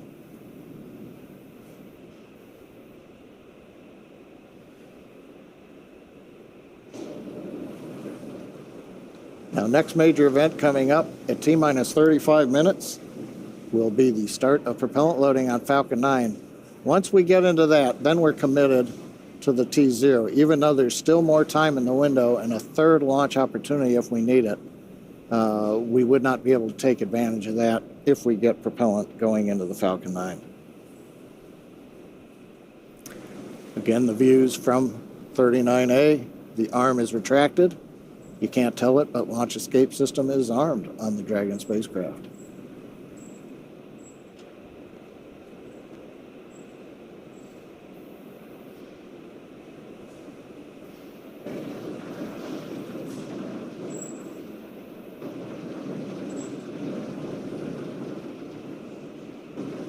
Quiet right now on the nets.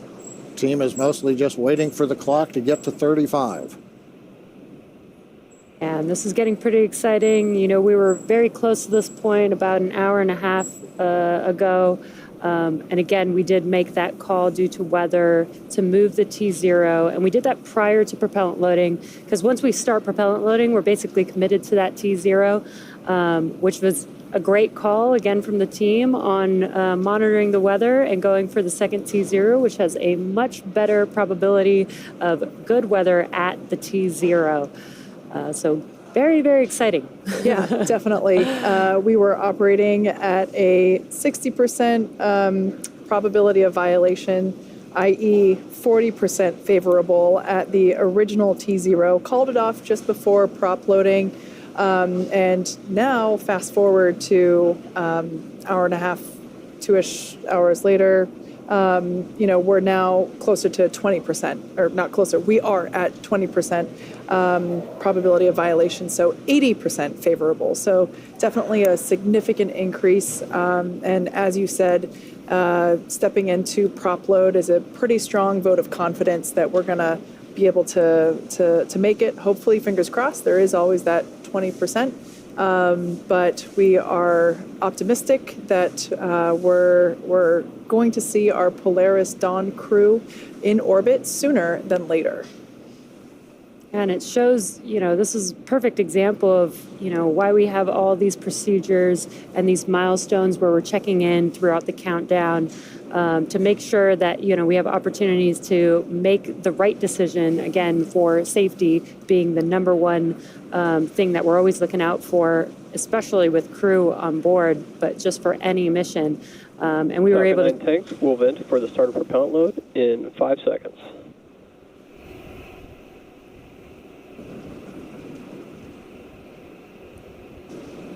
Yeah, we'll be hearing call-outs throughout the countdown up to the crew to let them know what's happening, both Falcon 9 and Dragon. And then we'll also hear call-outs on SM. Yeah, and the Corps is keeping them updated so that they, you know, there's going to be new sounds coming inside of the vehicle, and the Corps can keep them updated since they won't be able to see what's happening, but they might be able to hear it. So they'll be able to monitor, you know, those familiar sounds or those expected sounds as the Corps is updating them with each milestone. Now, our next major event, as we've mentioned, is the start of propellant loading onto the Falcon 9. We'll hear that starting at T-minus 35 minutes. We also may hear the call-out launch auto sequence has started. That is the ground computer program that controls the last 35 minutes. And we should also, as we mentioned, hear the launch director call out to the crew that propellant loading has begun. Propellant loading sequence on the Falcon 9 begins with loading fuel onto both the first and the second stages. That's the RP1 kerosene fuel that we use. We'll also begin with liquid oxygen loading onto the first stage. Now, the second stage fuel loading will finish up fairly quickly at about T-minus 20 and a half minutes. And then 4 minutes after that, we'll begin loading liquid oxygen onto the second stage. But right now, T-minus 35 minutes, 30 seconds. Everything continues to go well. We're waiting for the handover from the countdown master sequence to the launch automatic sequence to begin propellant loading. Once that begins, that'll commit us to a launch early this morning here at Pad 39A in Florida.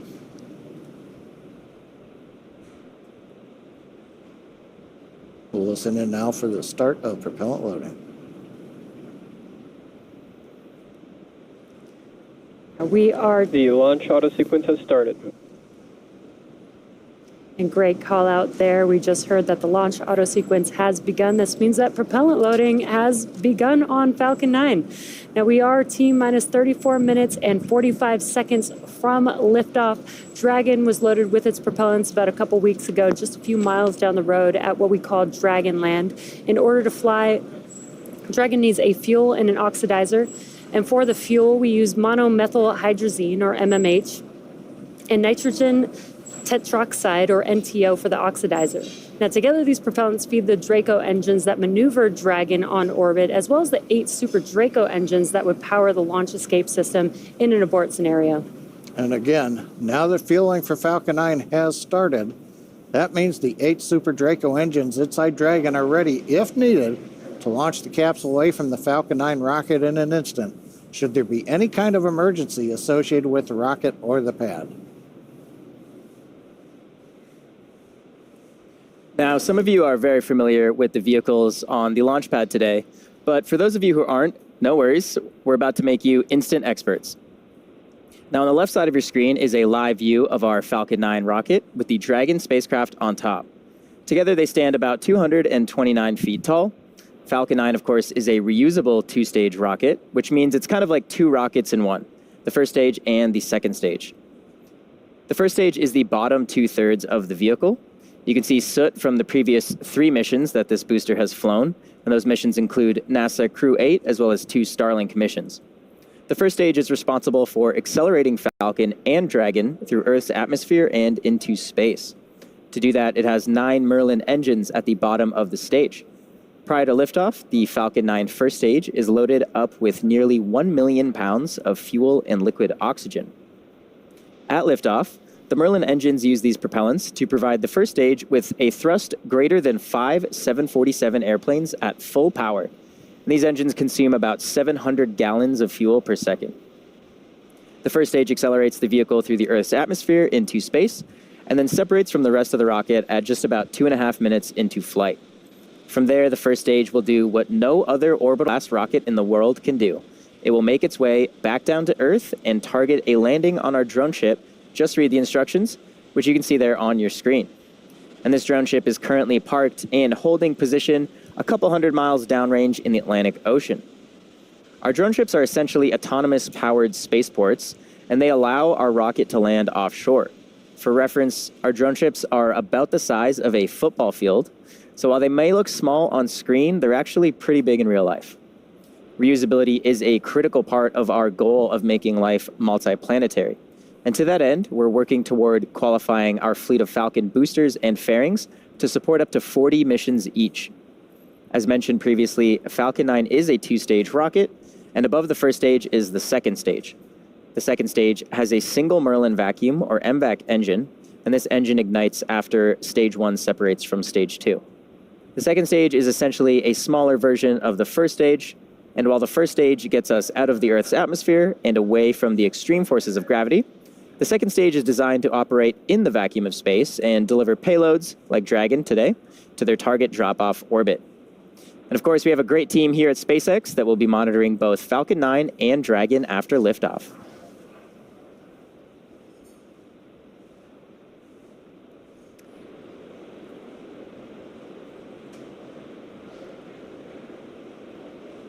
And like Atticus said, we have teams here in Mission Control, Hawthorne, and that team is responsible for close monitoring of the Crew and Dragon every step of the way as the spacecraft orbits the planet along its customized flight path.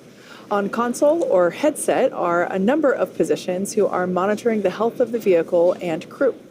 The mission director, responsible for mission success, is in charge of that room. And the person that you'll hear talking to the astronauts, and the person we have been hearing speaking to the astronauts, is the crew. Stage 1 cryo-helium load has started. The Crew Operations and Resources Engineer, or CORE. The other positions are focused on things like navigation and control of the vehicle, avionics, software, propulsion, life support systems, and communications with ground segments. And different members of the SpaceX team will rotate through these positions throughout the mission to ensure 24/7 coverage of the Crew and Dragon through splashdown, which will be about 5 days from now. And it's worth mentioning that 2 of our crew members, Anna and Sarah, have sat in these very seats before as part of the SpaceX team. Anna served in mission control during multiple Dragon missions, including Demo 2, Crew 1, CRS 22 and 23, Crew 3 and Crew 4, as well as Axiom 1. And Sarah has supported real-time operations for Dragon's cargo resupply missions to and from the International Space Station as a navigation officer and as a crew communicator for Dragon's human spaceflight missions. And now they'll get to see what it's like from the other side inside of Dragon. Although Anna and Sarah have trained astronauts for SpaceX missions, they were not exempt from going through that exact training themselves.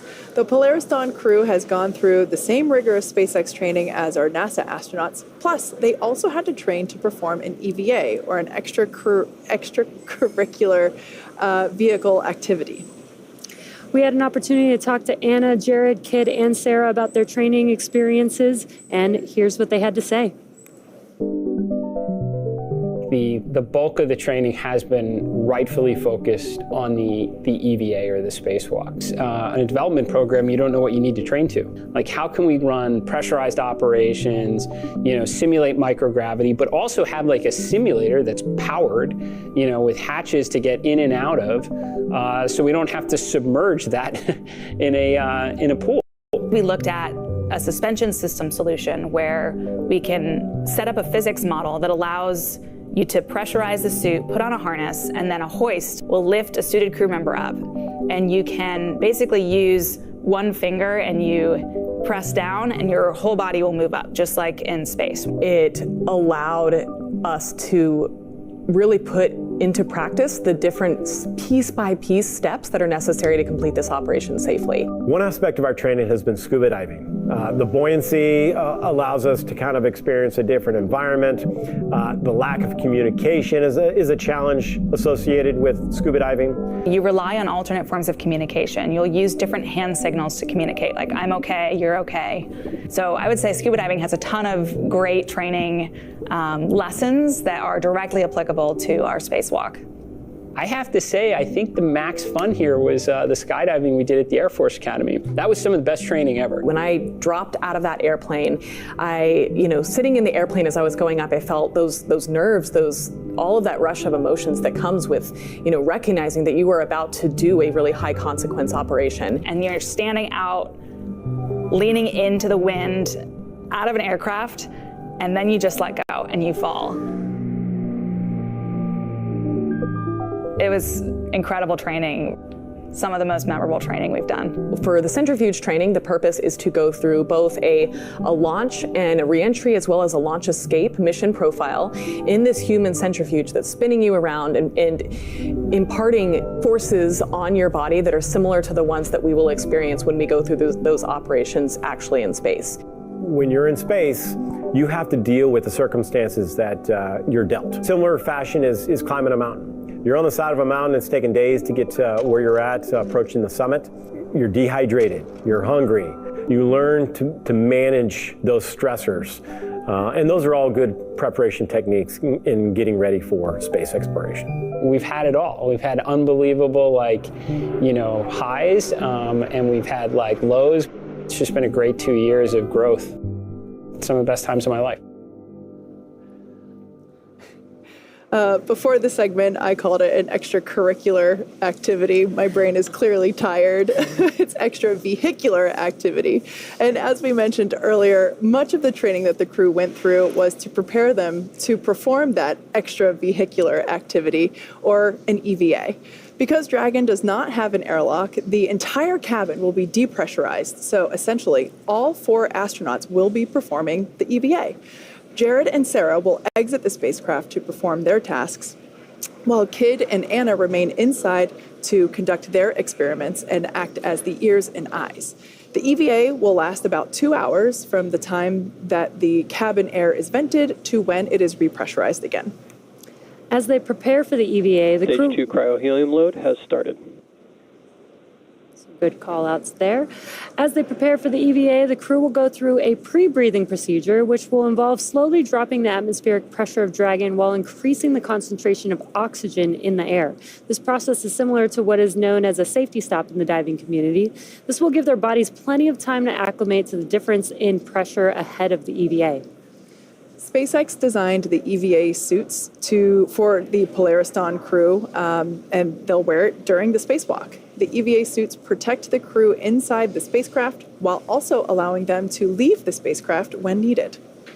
Upgrades include new joint designs that remain soft until pressurized while maintaining mobility, improved thermal management, and an upgraded helmet with an exterior coating that acts like a sun visor, along with a camera and heads-up display that provides information on the status of the suit during the spacewalk. Let's take a look at the making of the suits that our crew will be wearing during the first ever commercial EVA.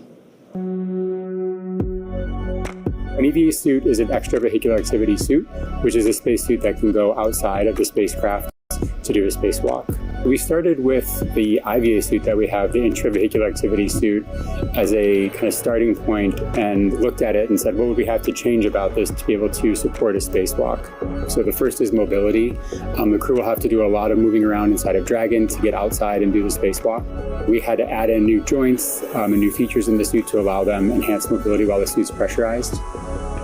When a crew member is pressurized in the suit, the soft portions of the suit become rigid. They need actual flexure and rotational joints to allow them to move around. It's kind of like a suit of armor made of fabric. We innovated in flexure joints to allow easy bending at the elbows and the knees, as well as a collapsible rotator joint that exists on the shoulder, which allows the suit to remain nearly fully soft, but when pressurized is a rotational bearing. The difference between the IVA and the EVA suit is that on the IVA suit, the zipper system location is in the inseam. But since we needed to have lots of mobility on our EVA suit, that was not their choice.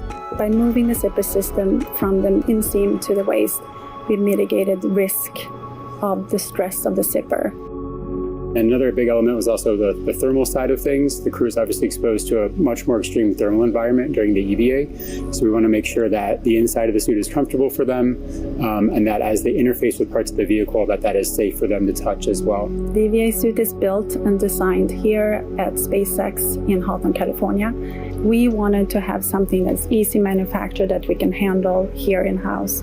So we developed this new material, so it's fabric-based. We actually added a new layer to the suit, which we refer to as the Faraday layer. And this is a conductive cage around the suit that shields the suit from external electric fields. The helmet on the EVA suit looks very similar to the IVA suit, but it is really an all-new design of that helmet. It's much more robust from a thermal structural perspective since it will be taking more extreme temperatures. We are really excited to introduce this new single-pane visor helmet to the world of spacesuits. The EVA suit visor is made of polycarbonate and is coated with copper and ITO, or indium tenoxide. These two coatings together reflect the sun away from the crew, as well as reflecting infrared heat back to the crew when they are facing deep space. Our suit has a HUD, or heads-up display, which is a small display screen in the helmet, which is transparent, which allows the crew to see through the display to have unfettered access during their EVA, but it also provides critical telemetry to the crew, so pressure, temperature, relative humidity. We're trying to improve the technology and streamline it in one way, and at the same time, we're also trying to get it more and more manufacturable with each generation. The ultimate goal is that you can put on a spacesuit and go out and get work done anywhere in the solar system and not feel like you're wearing anything more than you normally wear every day.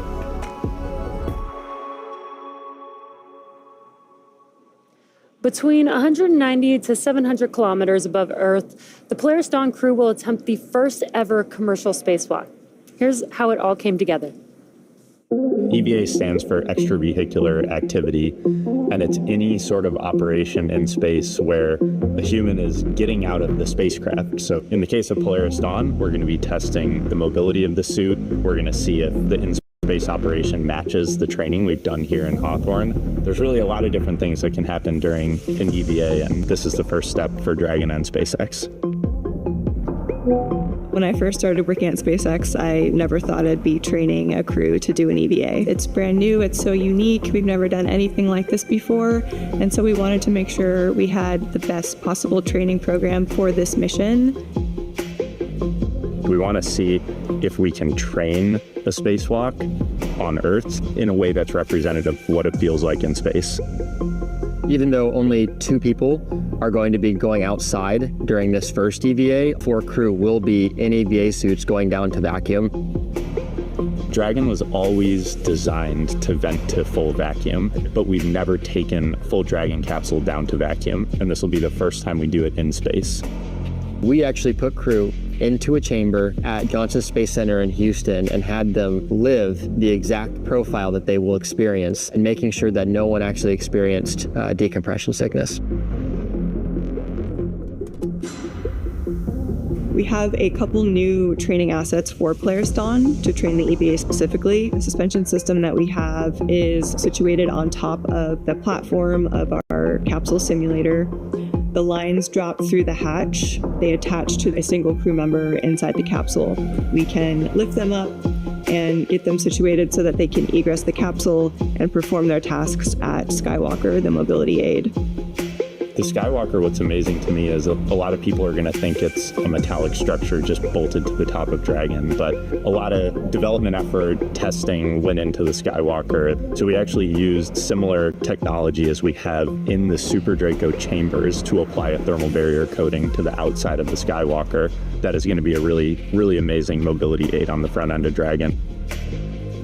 We also developed a sideways simulator, so we flip the hatch on its side. In the event the hatch fails to close, they can manually close the hatch. We have them do that in a sideways suspension system, so gravity isn't helping them close or helping them open that hatch mechanism. It's new development for Dragon, it's new development for SpaceX and the industry as a whole. So this is a great example of where Polaris Dawn is forcing the team to innovate in a way that adds safety and reliability to every Dragon mission going forward. That's this huge challenge for us to go solve, but that's also an opportunity for us to solve the problems that we have to go figure out anyway for our larger goals, like putting people on Mars. The Polaris Dawn objectives are the first step towards that ultimate flight with humans inside of Starship, which is right on the SpaceX development path that we have towards getting to the Moon and Mars. All right, we are T-minus 17 and just under a half minutes until liftoff of Polaris Dawn. This mission will fly higher than any Dragon mission to date. There'll be lots of research experiments performed while the crew is on orbit, and most notably, they're going to perform the first ever commercial spacewalk. We're super excited to see the clock continue to count down. The crew is in their seats. The vehicle is actually being loaded with propellants as we speak. That began at T-minus 35 minutes. The launch system is armed, and we have gotten the okay to go from the crew. They are ready to go to space. Yeah, it's super exciting. We've got their new EVA suits on board with the crew. This will be the first time that we've ever flown these EVA spacesuits, which I think is... Stage 2 LOX load has started. Which I think is one of the most exciting parts about this mission. And we did get a good call that Stage 2 LOX liquid oxygen loading is now beginning on the vehicle. Now, this mission will orbit Earth for about 5 days, and in addition to the first commercial spacewalk, it'll be the first time that we will be utilizing our newly designed Skywalker hardware, which I love the name, and it is a mobility aid that Sarah and Jared will use in their EVA suit testing during their EVA. So we are very much looking forward to the launch in just over 15 and a half minutes now. And everything so far looking good. We had much improved weather conditions when our first T0 occurred was 12:38. Wasn't so great. Here we are sometime later, and we're looking at a 20% favorability. So as you can see on your screen, like I said, about 15 minutes from the liftoff of Polaris Dawn. Lots of excitement building here in the building in Hawthorne, just outside of Mission Control. Now, I can only imagine what the crew is feeling as the clock counts down.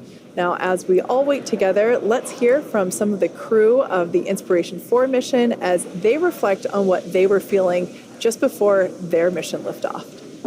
I gotta say, right now, launching people always ask me if I was afraid as soon as the engines lit and started taking off. And I was like, no, I was ready. But for me, you know, liftoff was really about concentrating on my job as the mission pilot. And I was wondering, because you guys, you know, were able to kind of sit there and enjoy it and sense it. How was it for you? Launch was the most fun I've ever had.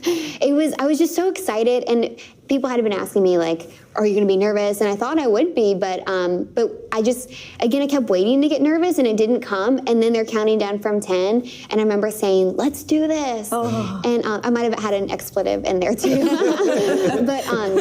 But then, you know, we're hearing the 10 count, and it's delayed because of the delay from mission control. And so we're hearing, like, they're on maybe 2 whenever we're actually lifting off. Right. But Jared was giving us his own count, and I remember he said something like, "All right, guys, get ready." And then we felt this big jolt, and then of course a lot of G-forces that came on really quickly. But it was just so smooth, and I remember I had the biggest smile on my face. Like I was having so much fun. Yeah.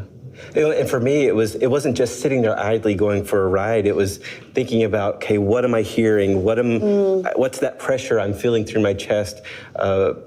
Because this is happening probably just once, right? And so how do you share this? How do you tell someone what you're going through in this moment if you're not paying attention to everything? And so that's what I was really trying to do, was, you know, look between my toes at the window, or look over at your screen, Cyan, and see, you know, where we are. Yeah. I was wondering if you could see how much you could see, because I couldn't see out the, you know, I was laser focused on listening to Jared and watching the monitor, and I was surprised at how smooth it was, because I was expecting for it to be a little bit more, you know, where the monitors are going like this, but it wasn't at all. But I always wondered, did you look between your toes and see? Could you see out? Were you able to? I don't think I did. I remember right before we launched, just seeing it was very dark. But I don't think we could really see anything except darkness. Yeah, I don't think we really could see anything except, and it wasn't until we got into space that we made our first orbit around it, where the sun was, you know, rising from the other side of the Earth, that we actually got our first light from the sun enter the capsule. Yeah.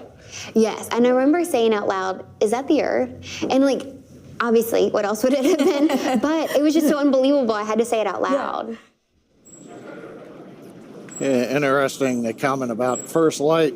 We'll be launching about an hour before sunrise at Cocoa Beach, Kennedy Space Center.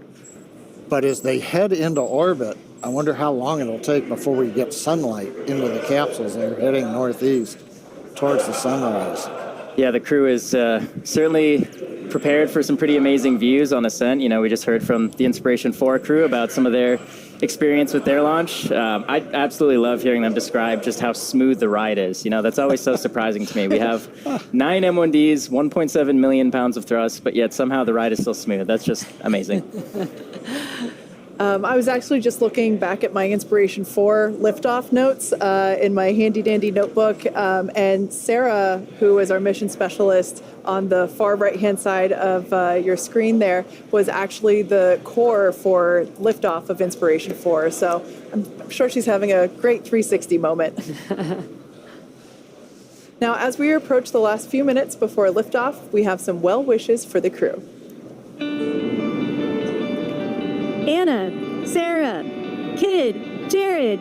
From the Dragonflight software team. On behalf of the Dragon Propulsion build team, Dragon Avionics here. The materials team. For the build reliability team, the Draco team. The Dragon Propulsion engineering team. Falcon Flight reliability. From the Falcon build reliability engineering team to Polaris Dawn. We're so excited for you on this Polaris Dawn mission. We're wishing you the best of luck from McGregor. Thanks for allowing us the opportunity to do a lot of testing. Thank you for flying Dragon.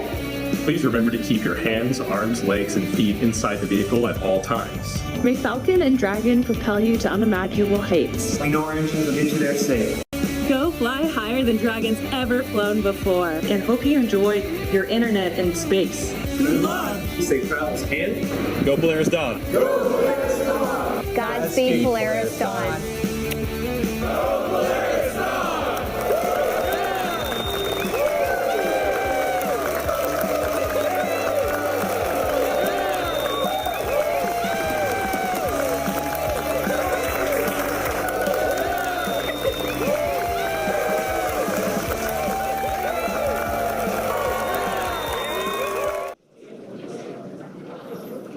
We're waiting to hear Core talking to the crew, configure crew displays, and give them the farewell message. Enjoy the journey and go safely.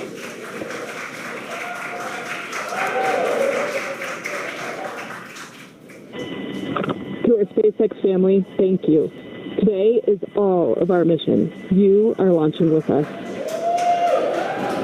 So many more SpaceX crews who have gone into the stage. This is the dawn of a new future in space.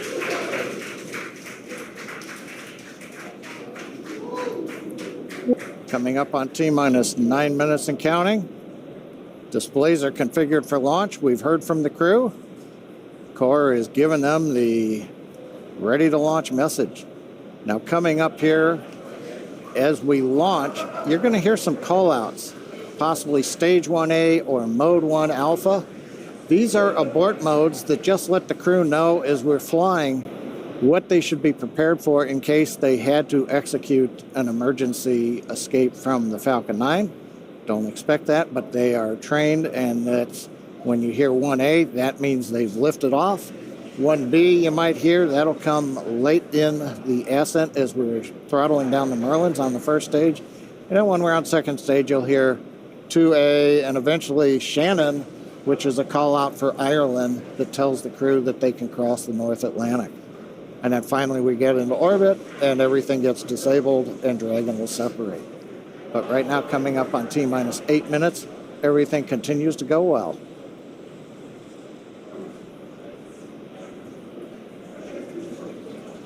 At T-minus 7 seconds, we should hear the call out that stage 1 engine chill has started. At this point in time, when we hear that, we'll know that we're beginning to flow a little bit of the super chilled liquid oxygen through the first stage engines. This helps to basically pre-chill the engine hardware prior to the full flow of that super chilled liquid oxygen. This helps the ignition sequence and helps to avoid any thermal shock to the hardware. At this point in time, Falcon continuing to undergo its propellant loading operations.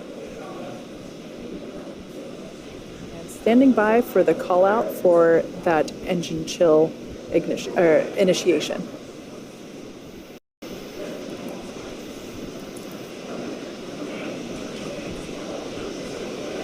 Engine chill has started. And great news there. As Kate mentioned, engine chill has begun. And we are loading propellants on Falcon 9's first and second stage. Second stage propellant loading for RP1 has completed. We're getting close to wrapping up propellant loading on stage 1. And while RP1 will be completed around the T-minus 6 minute mark, liquid oxygen loading will continue on both first and second stage as we get closer to the T0. So we should hear a call Stage 1 RP1 load is complete. Perfect timing. Stage 1 RP1, or the fuel for the Falcon 9 vehicle, has completed on the first stage.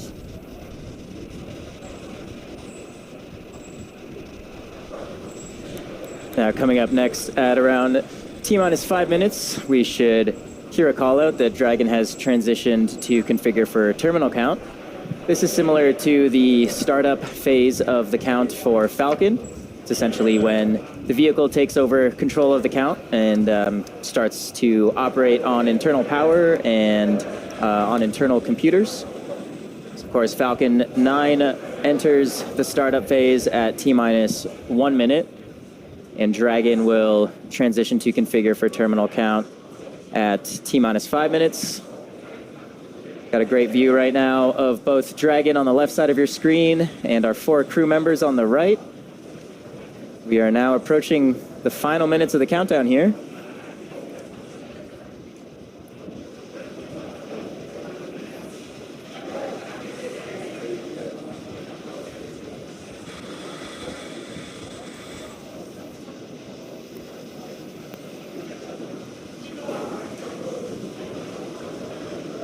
Falcon 9 tanks are pressurizing for strong back retract. Dragon is in configure for terminal count. So we've heard the call out, Dragon's configured for the last 5 minutes of the count. We're also pressurizing the second stage propellant tanks, first stage tanks. The strong back retract will be coming up next.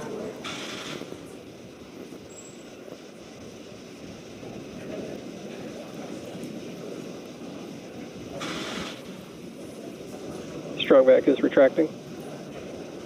All right, so there's that call out. We should begin to see it retract slightly from Falcon 9. LOX load continues on both first and second stage. Fuel loading is complete on first and second stage. We expect the LOX load to complete on first stage at T-minus 3 minutes and complete on second stage around T-minus 2 minutes. Yeah, we do try and load the liquid oxygen as close to T0 as possible. This keeps the liquid oxygen is at cryo temperature, so keeps it as cold as possible, which allows it to be as dense as we possibly can keep it while we're loading the tanks. That allows us to get a little bit more liquid oxygen into those tanks. And as Kate mentioned, at T-minus 3 minutes, we should see stage 1 liquid oxygen loading completing. And at T-minus 2 minutes, that will be stage 2 liquid oxygen loading completion. And once we hit that T-minus 2 minute mark, that will conclude propellant loading for Falcon 9. We are coming up here just about 10 seconds or so for that call out of stage 1 liquid oxygen loading.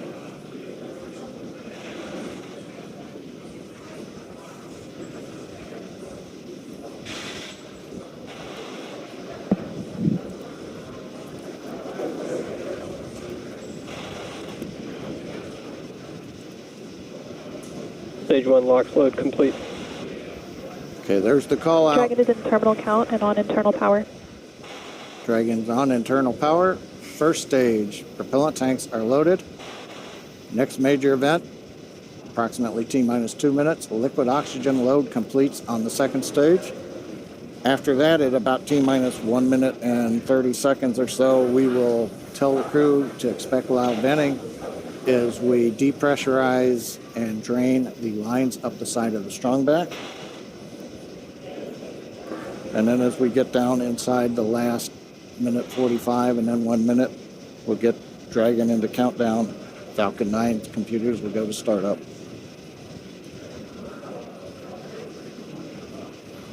Waiting for the call out now for liquid oxygen. Stage 2 LOX load is complete. And there we go, LOX loading complete on second stage. All major propellant activities are complete. Dragon is in auto idle. Dragon's gone to auto idle, one of the states in its flight computer.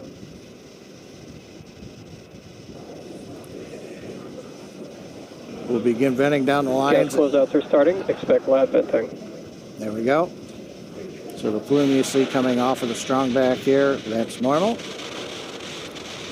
As we come up on T-minus 1 minute, we'll hear Dragon computers in the countdown, Falcon 9 computers in the countdown, flight termination system armed, and then we'll hear the goes.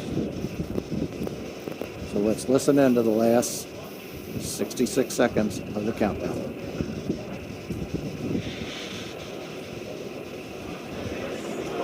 FTS is armed, Falcon 9 is in startup and is now controlling.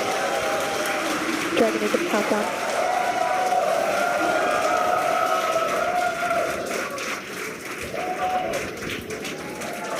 Dragon, SpaceX, go for launch. Send that, SpaceX.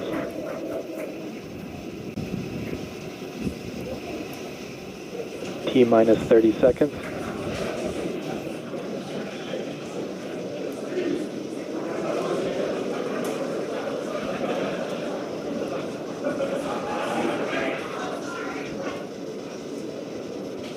T-minus 15.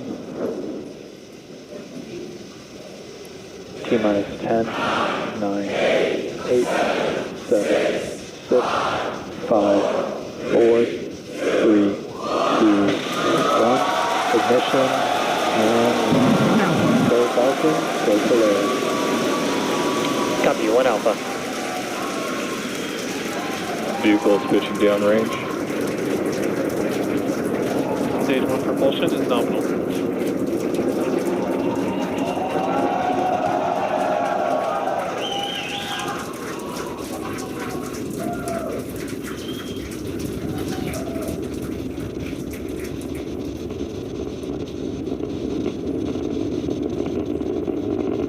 T plus 35 seconds into the Polaris Dawn mission, flying crew on board Dragon and Falcon 9 to new heights.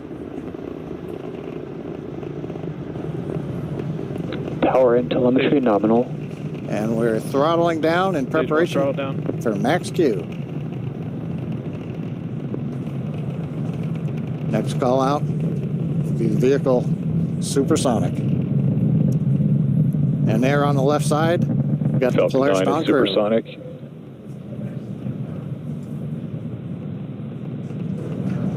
Thumbs up from the pilot on the left side there. Max Q. We're throttled back up to power. 1 Bravo. And we heard the call out 1 Bravo. Copy, 1 Bravo. That just tells the crew what would happen should they need to initiate anything. But right now, everybody making nominal callouts on Falcon 9.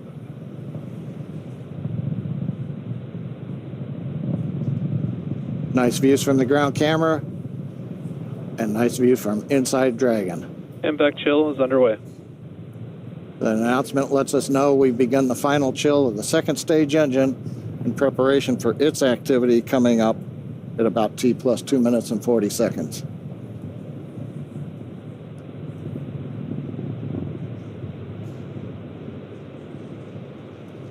Two minutes into flight. Everything continues to look good. We'll have in half a minute 3 major activities. Shutdown of the 9 Merlin 1D engines, stage separation, throttle down, and then ignition of the second stage engine. Throttle down, we're holding a constant acceleration now for the crew, just below 4 Gs. See, we're coming up 70 kilometers.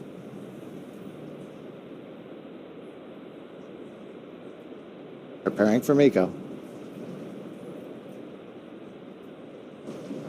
Main engine cut off. 2 Alpha. Stage separation confirmed. Copy, 2 Alpha. Impact ignition.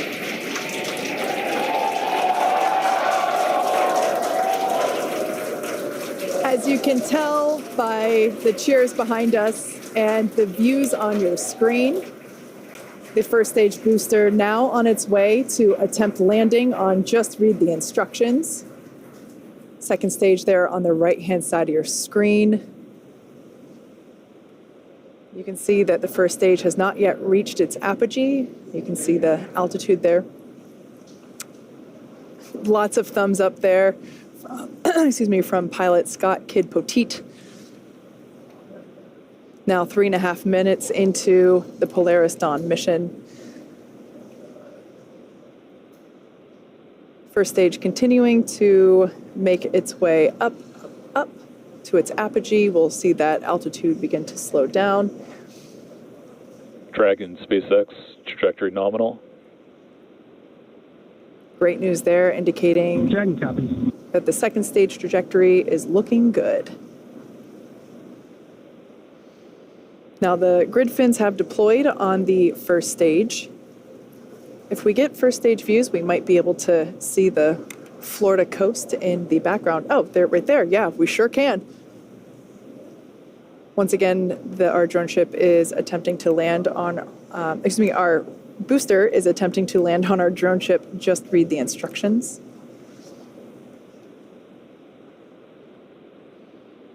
Now, the next event coming up will be the entry burn, taking place around T plus 7.5 minutes. This burn will utilize 3 of the engines on the first stage. That helps to slow the booster down as it re-enters the Earth's atmosphere. Dragon SpaceX, trajectory nominal. Dragon copies. Following the entry burn, we will see the landing burn, and that'll be around T plus 9 minutes. That one will be just a single engine burn, and that will bring the booster down for a soft landing on our drone ship. Around the same time as that, we expect to see Dragon be injected into orbit. Everything continuing to look good for second stage there on the right-hand side of your screen. Beautiful glow with that MVAC engine nozzle.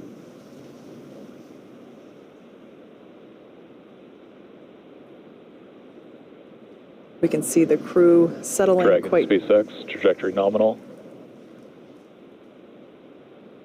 Dragon copies. Crew seems pretty comfortable there at T plus 6 minutes.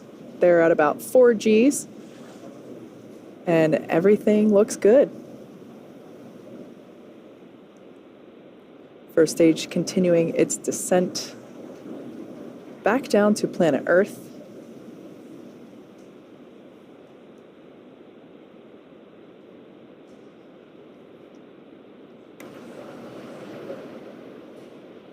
We can see the crew remain with their visors down in the locked position. That'll remain that way until they are in orbit. Everything continuing to look great with the second stage engine burn there, as well as the Dragon SpaceX, trajectory nominal. Dragon copies. We're about 30 seconds away from the first stage entry burn. This is the first of 2 burns that the first stage will perform.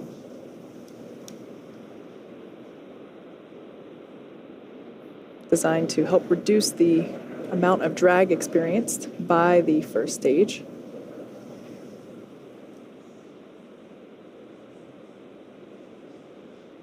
Stage 2 FTS has saved.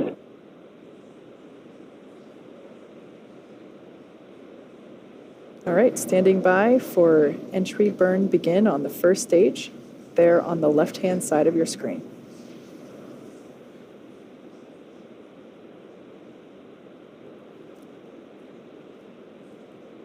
And right on time, you can see on your left-hand screen that the entry burn has begun. There's 3 engines lit on that first stage vehicle. And this is about a 29-second burn and helps slow the vehicle down as it's re-entering the Earth's atmosphere. There you can see that the engines have now shut down on that first stage. That concludes the entry burn. And the cool part about this, with the stage 1 vehicle returning back to Earth, is we get to fully utilize the atmosphere. The atmosphere actually... Stage 2 is in terminal guidance.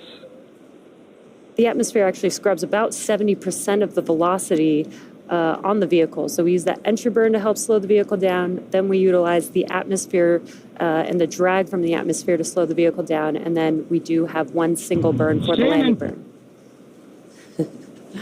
Copy. Shannon. And next up will be SECA 1. And that is second stage engine cutoff 1, and that'll be on the second stage. That MVAC engine on your right-hand screen will shut down and allow the vehicle with Dragon attached to coast. MVAC shut down. And there's that shutdown. And the landing burn on the first stage should be starting up here momentarily. And there it is. Landing burn has begun for... Dragon SpaceX, nominal orbit insertion. Dragon SpaceX launch escape system disarmed. Copy that, SpaceX, and we show the scene.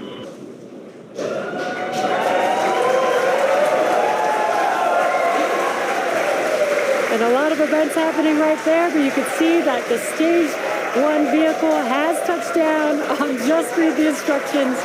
A very excited crowd there. Here in Hawthorne, we've also confirmed MVAC engine shutdown and orbital insertion of the second stage with the crew on board. Yeah, honestly, a pretty impressive crowd for 2:30 in the morning here. We can see the crew enjoying their first taste of microgravity there on the left-hand side of your screen. Now that the MVAC engine has shut down, they are able to just kind of float free. We might catch a glimpse of the 0G indicator. I can't quite tell if they've Oh, it looks like it's in the upper right-hand corner. It'll come back into view here. Once again, they will keep their visors on until given the okay by core here on the ground.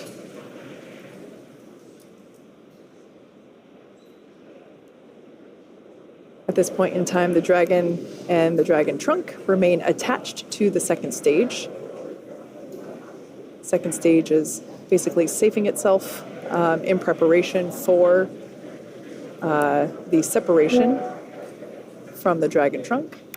Of course, the trunk will remain attached to the Dragon capsule all the way up until the point in which we begin re-entry operations. The trunk is what will help provide power to the Dragon capsule while it is on orbit using its solar arrays.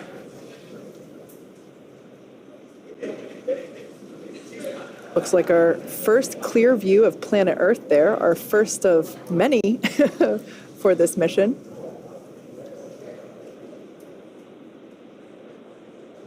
And the next event coming up will be the separation of the Dragon from the second stage.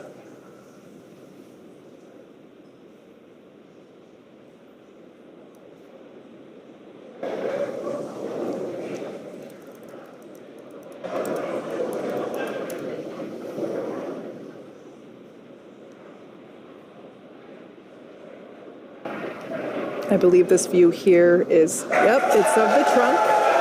We can see it separating from the second stage. A gorgeous view.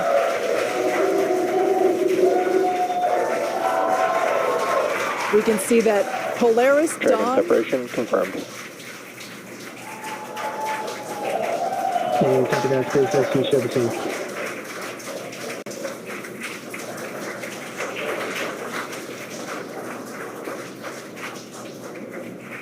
Polaris Dawn flying free into the sunrise.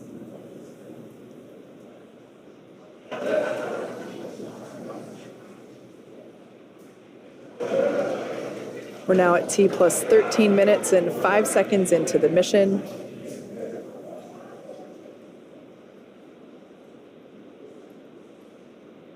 Next major event will be nose cone deploy. Dragon, SpaceX. Today you embark on a journey not just for yourselves, but for all of humanity. Each of you has trained tirelessly and prepared rigorously for this moment, the moment where we reach higher into space than ever before. As you gaze towards the North Star, remember that your courage lights the path for future explorers. We trust in your skills, your bravery, and your teamwork to carry out the mission that lies ahead. Know that the entire team back here is with you every step, watching, supporting, and cheering you on as you walk into space. We are sending you hugs from the ground. Godspeed, Polaris Dawn crew. May you make history and come home safely. Now words from our CE. Dragon, CE, welcome to orbit. The Falcon team is honored to have helped you start your incredible journey. We hope you enjoyed the ride. The whole SpaceX family is looking up to you. Godspeed and good luck.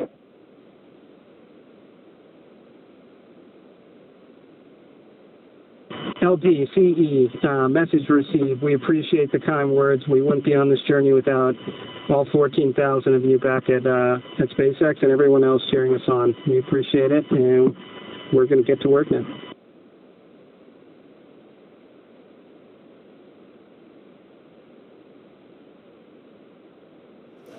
Some really nice words there from our tonight's launch director, Frank Messina, who, fun fact, was also the launch director on Inspiration 4, as well as chief engineer for this mission, Jared Metter. Really nice to see some endearing, or hear some endearing words up to the crew. Well, and with that, the Polaris Dawn crew, they're now in orbit. T plus 15 minutes, and they are scheduled to spend up to the next 5 days in space.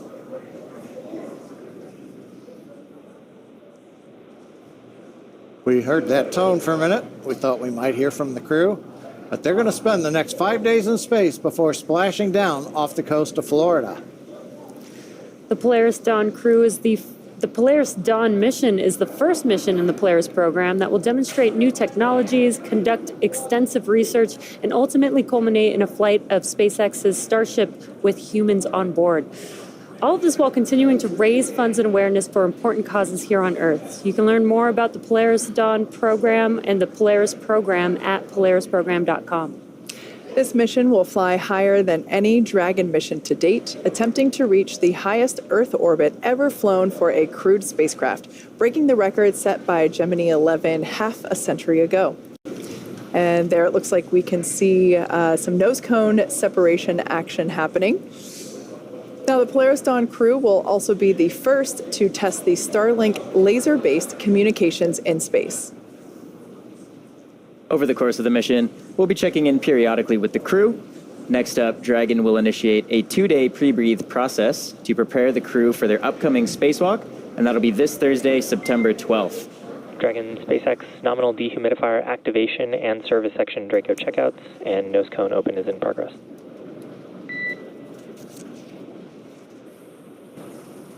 Copy that, SpaceX. We are tracking. And again, that's Thursday, September 12th for that spacewalk, so please be sure to tune in for our live coverage of this historic milestone. And of course, we will also be back to bring you live coverage of Splashdown when the crew returns back to Earth. You can stay on top of any potential live events from the crew by following us on X at SpaceX. And keep tabs on the mission with the Dragon Tracker at SpaceX.com. With that, it's been a great early morning. Thanks for being with us. Thanks for watching, and we'll see you back here soon.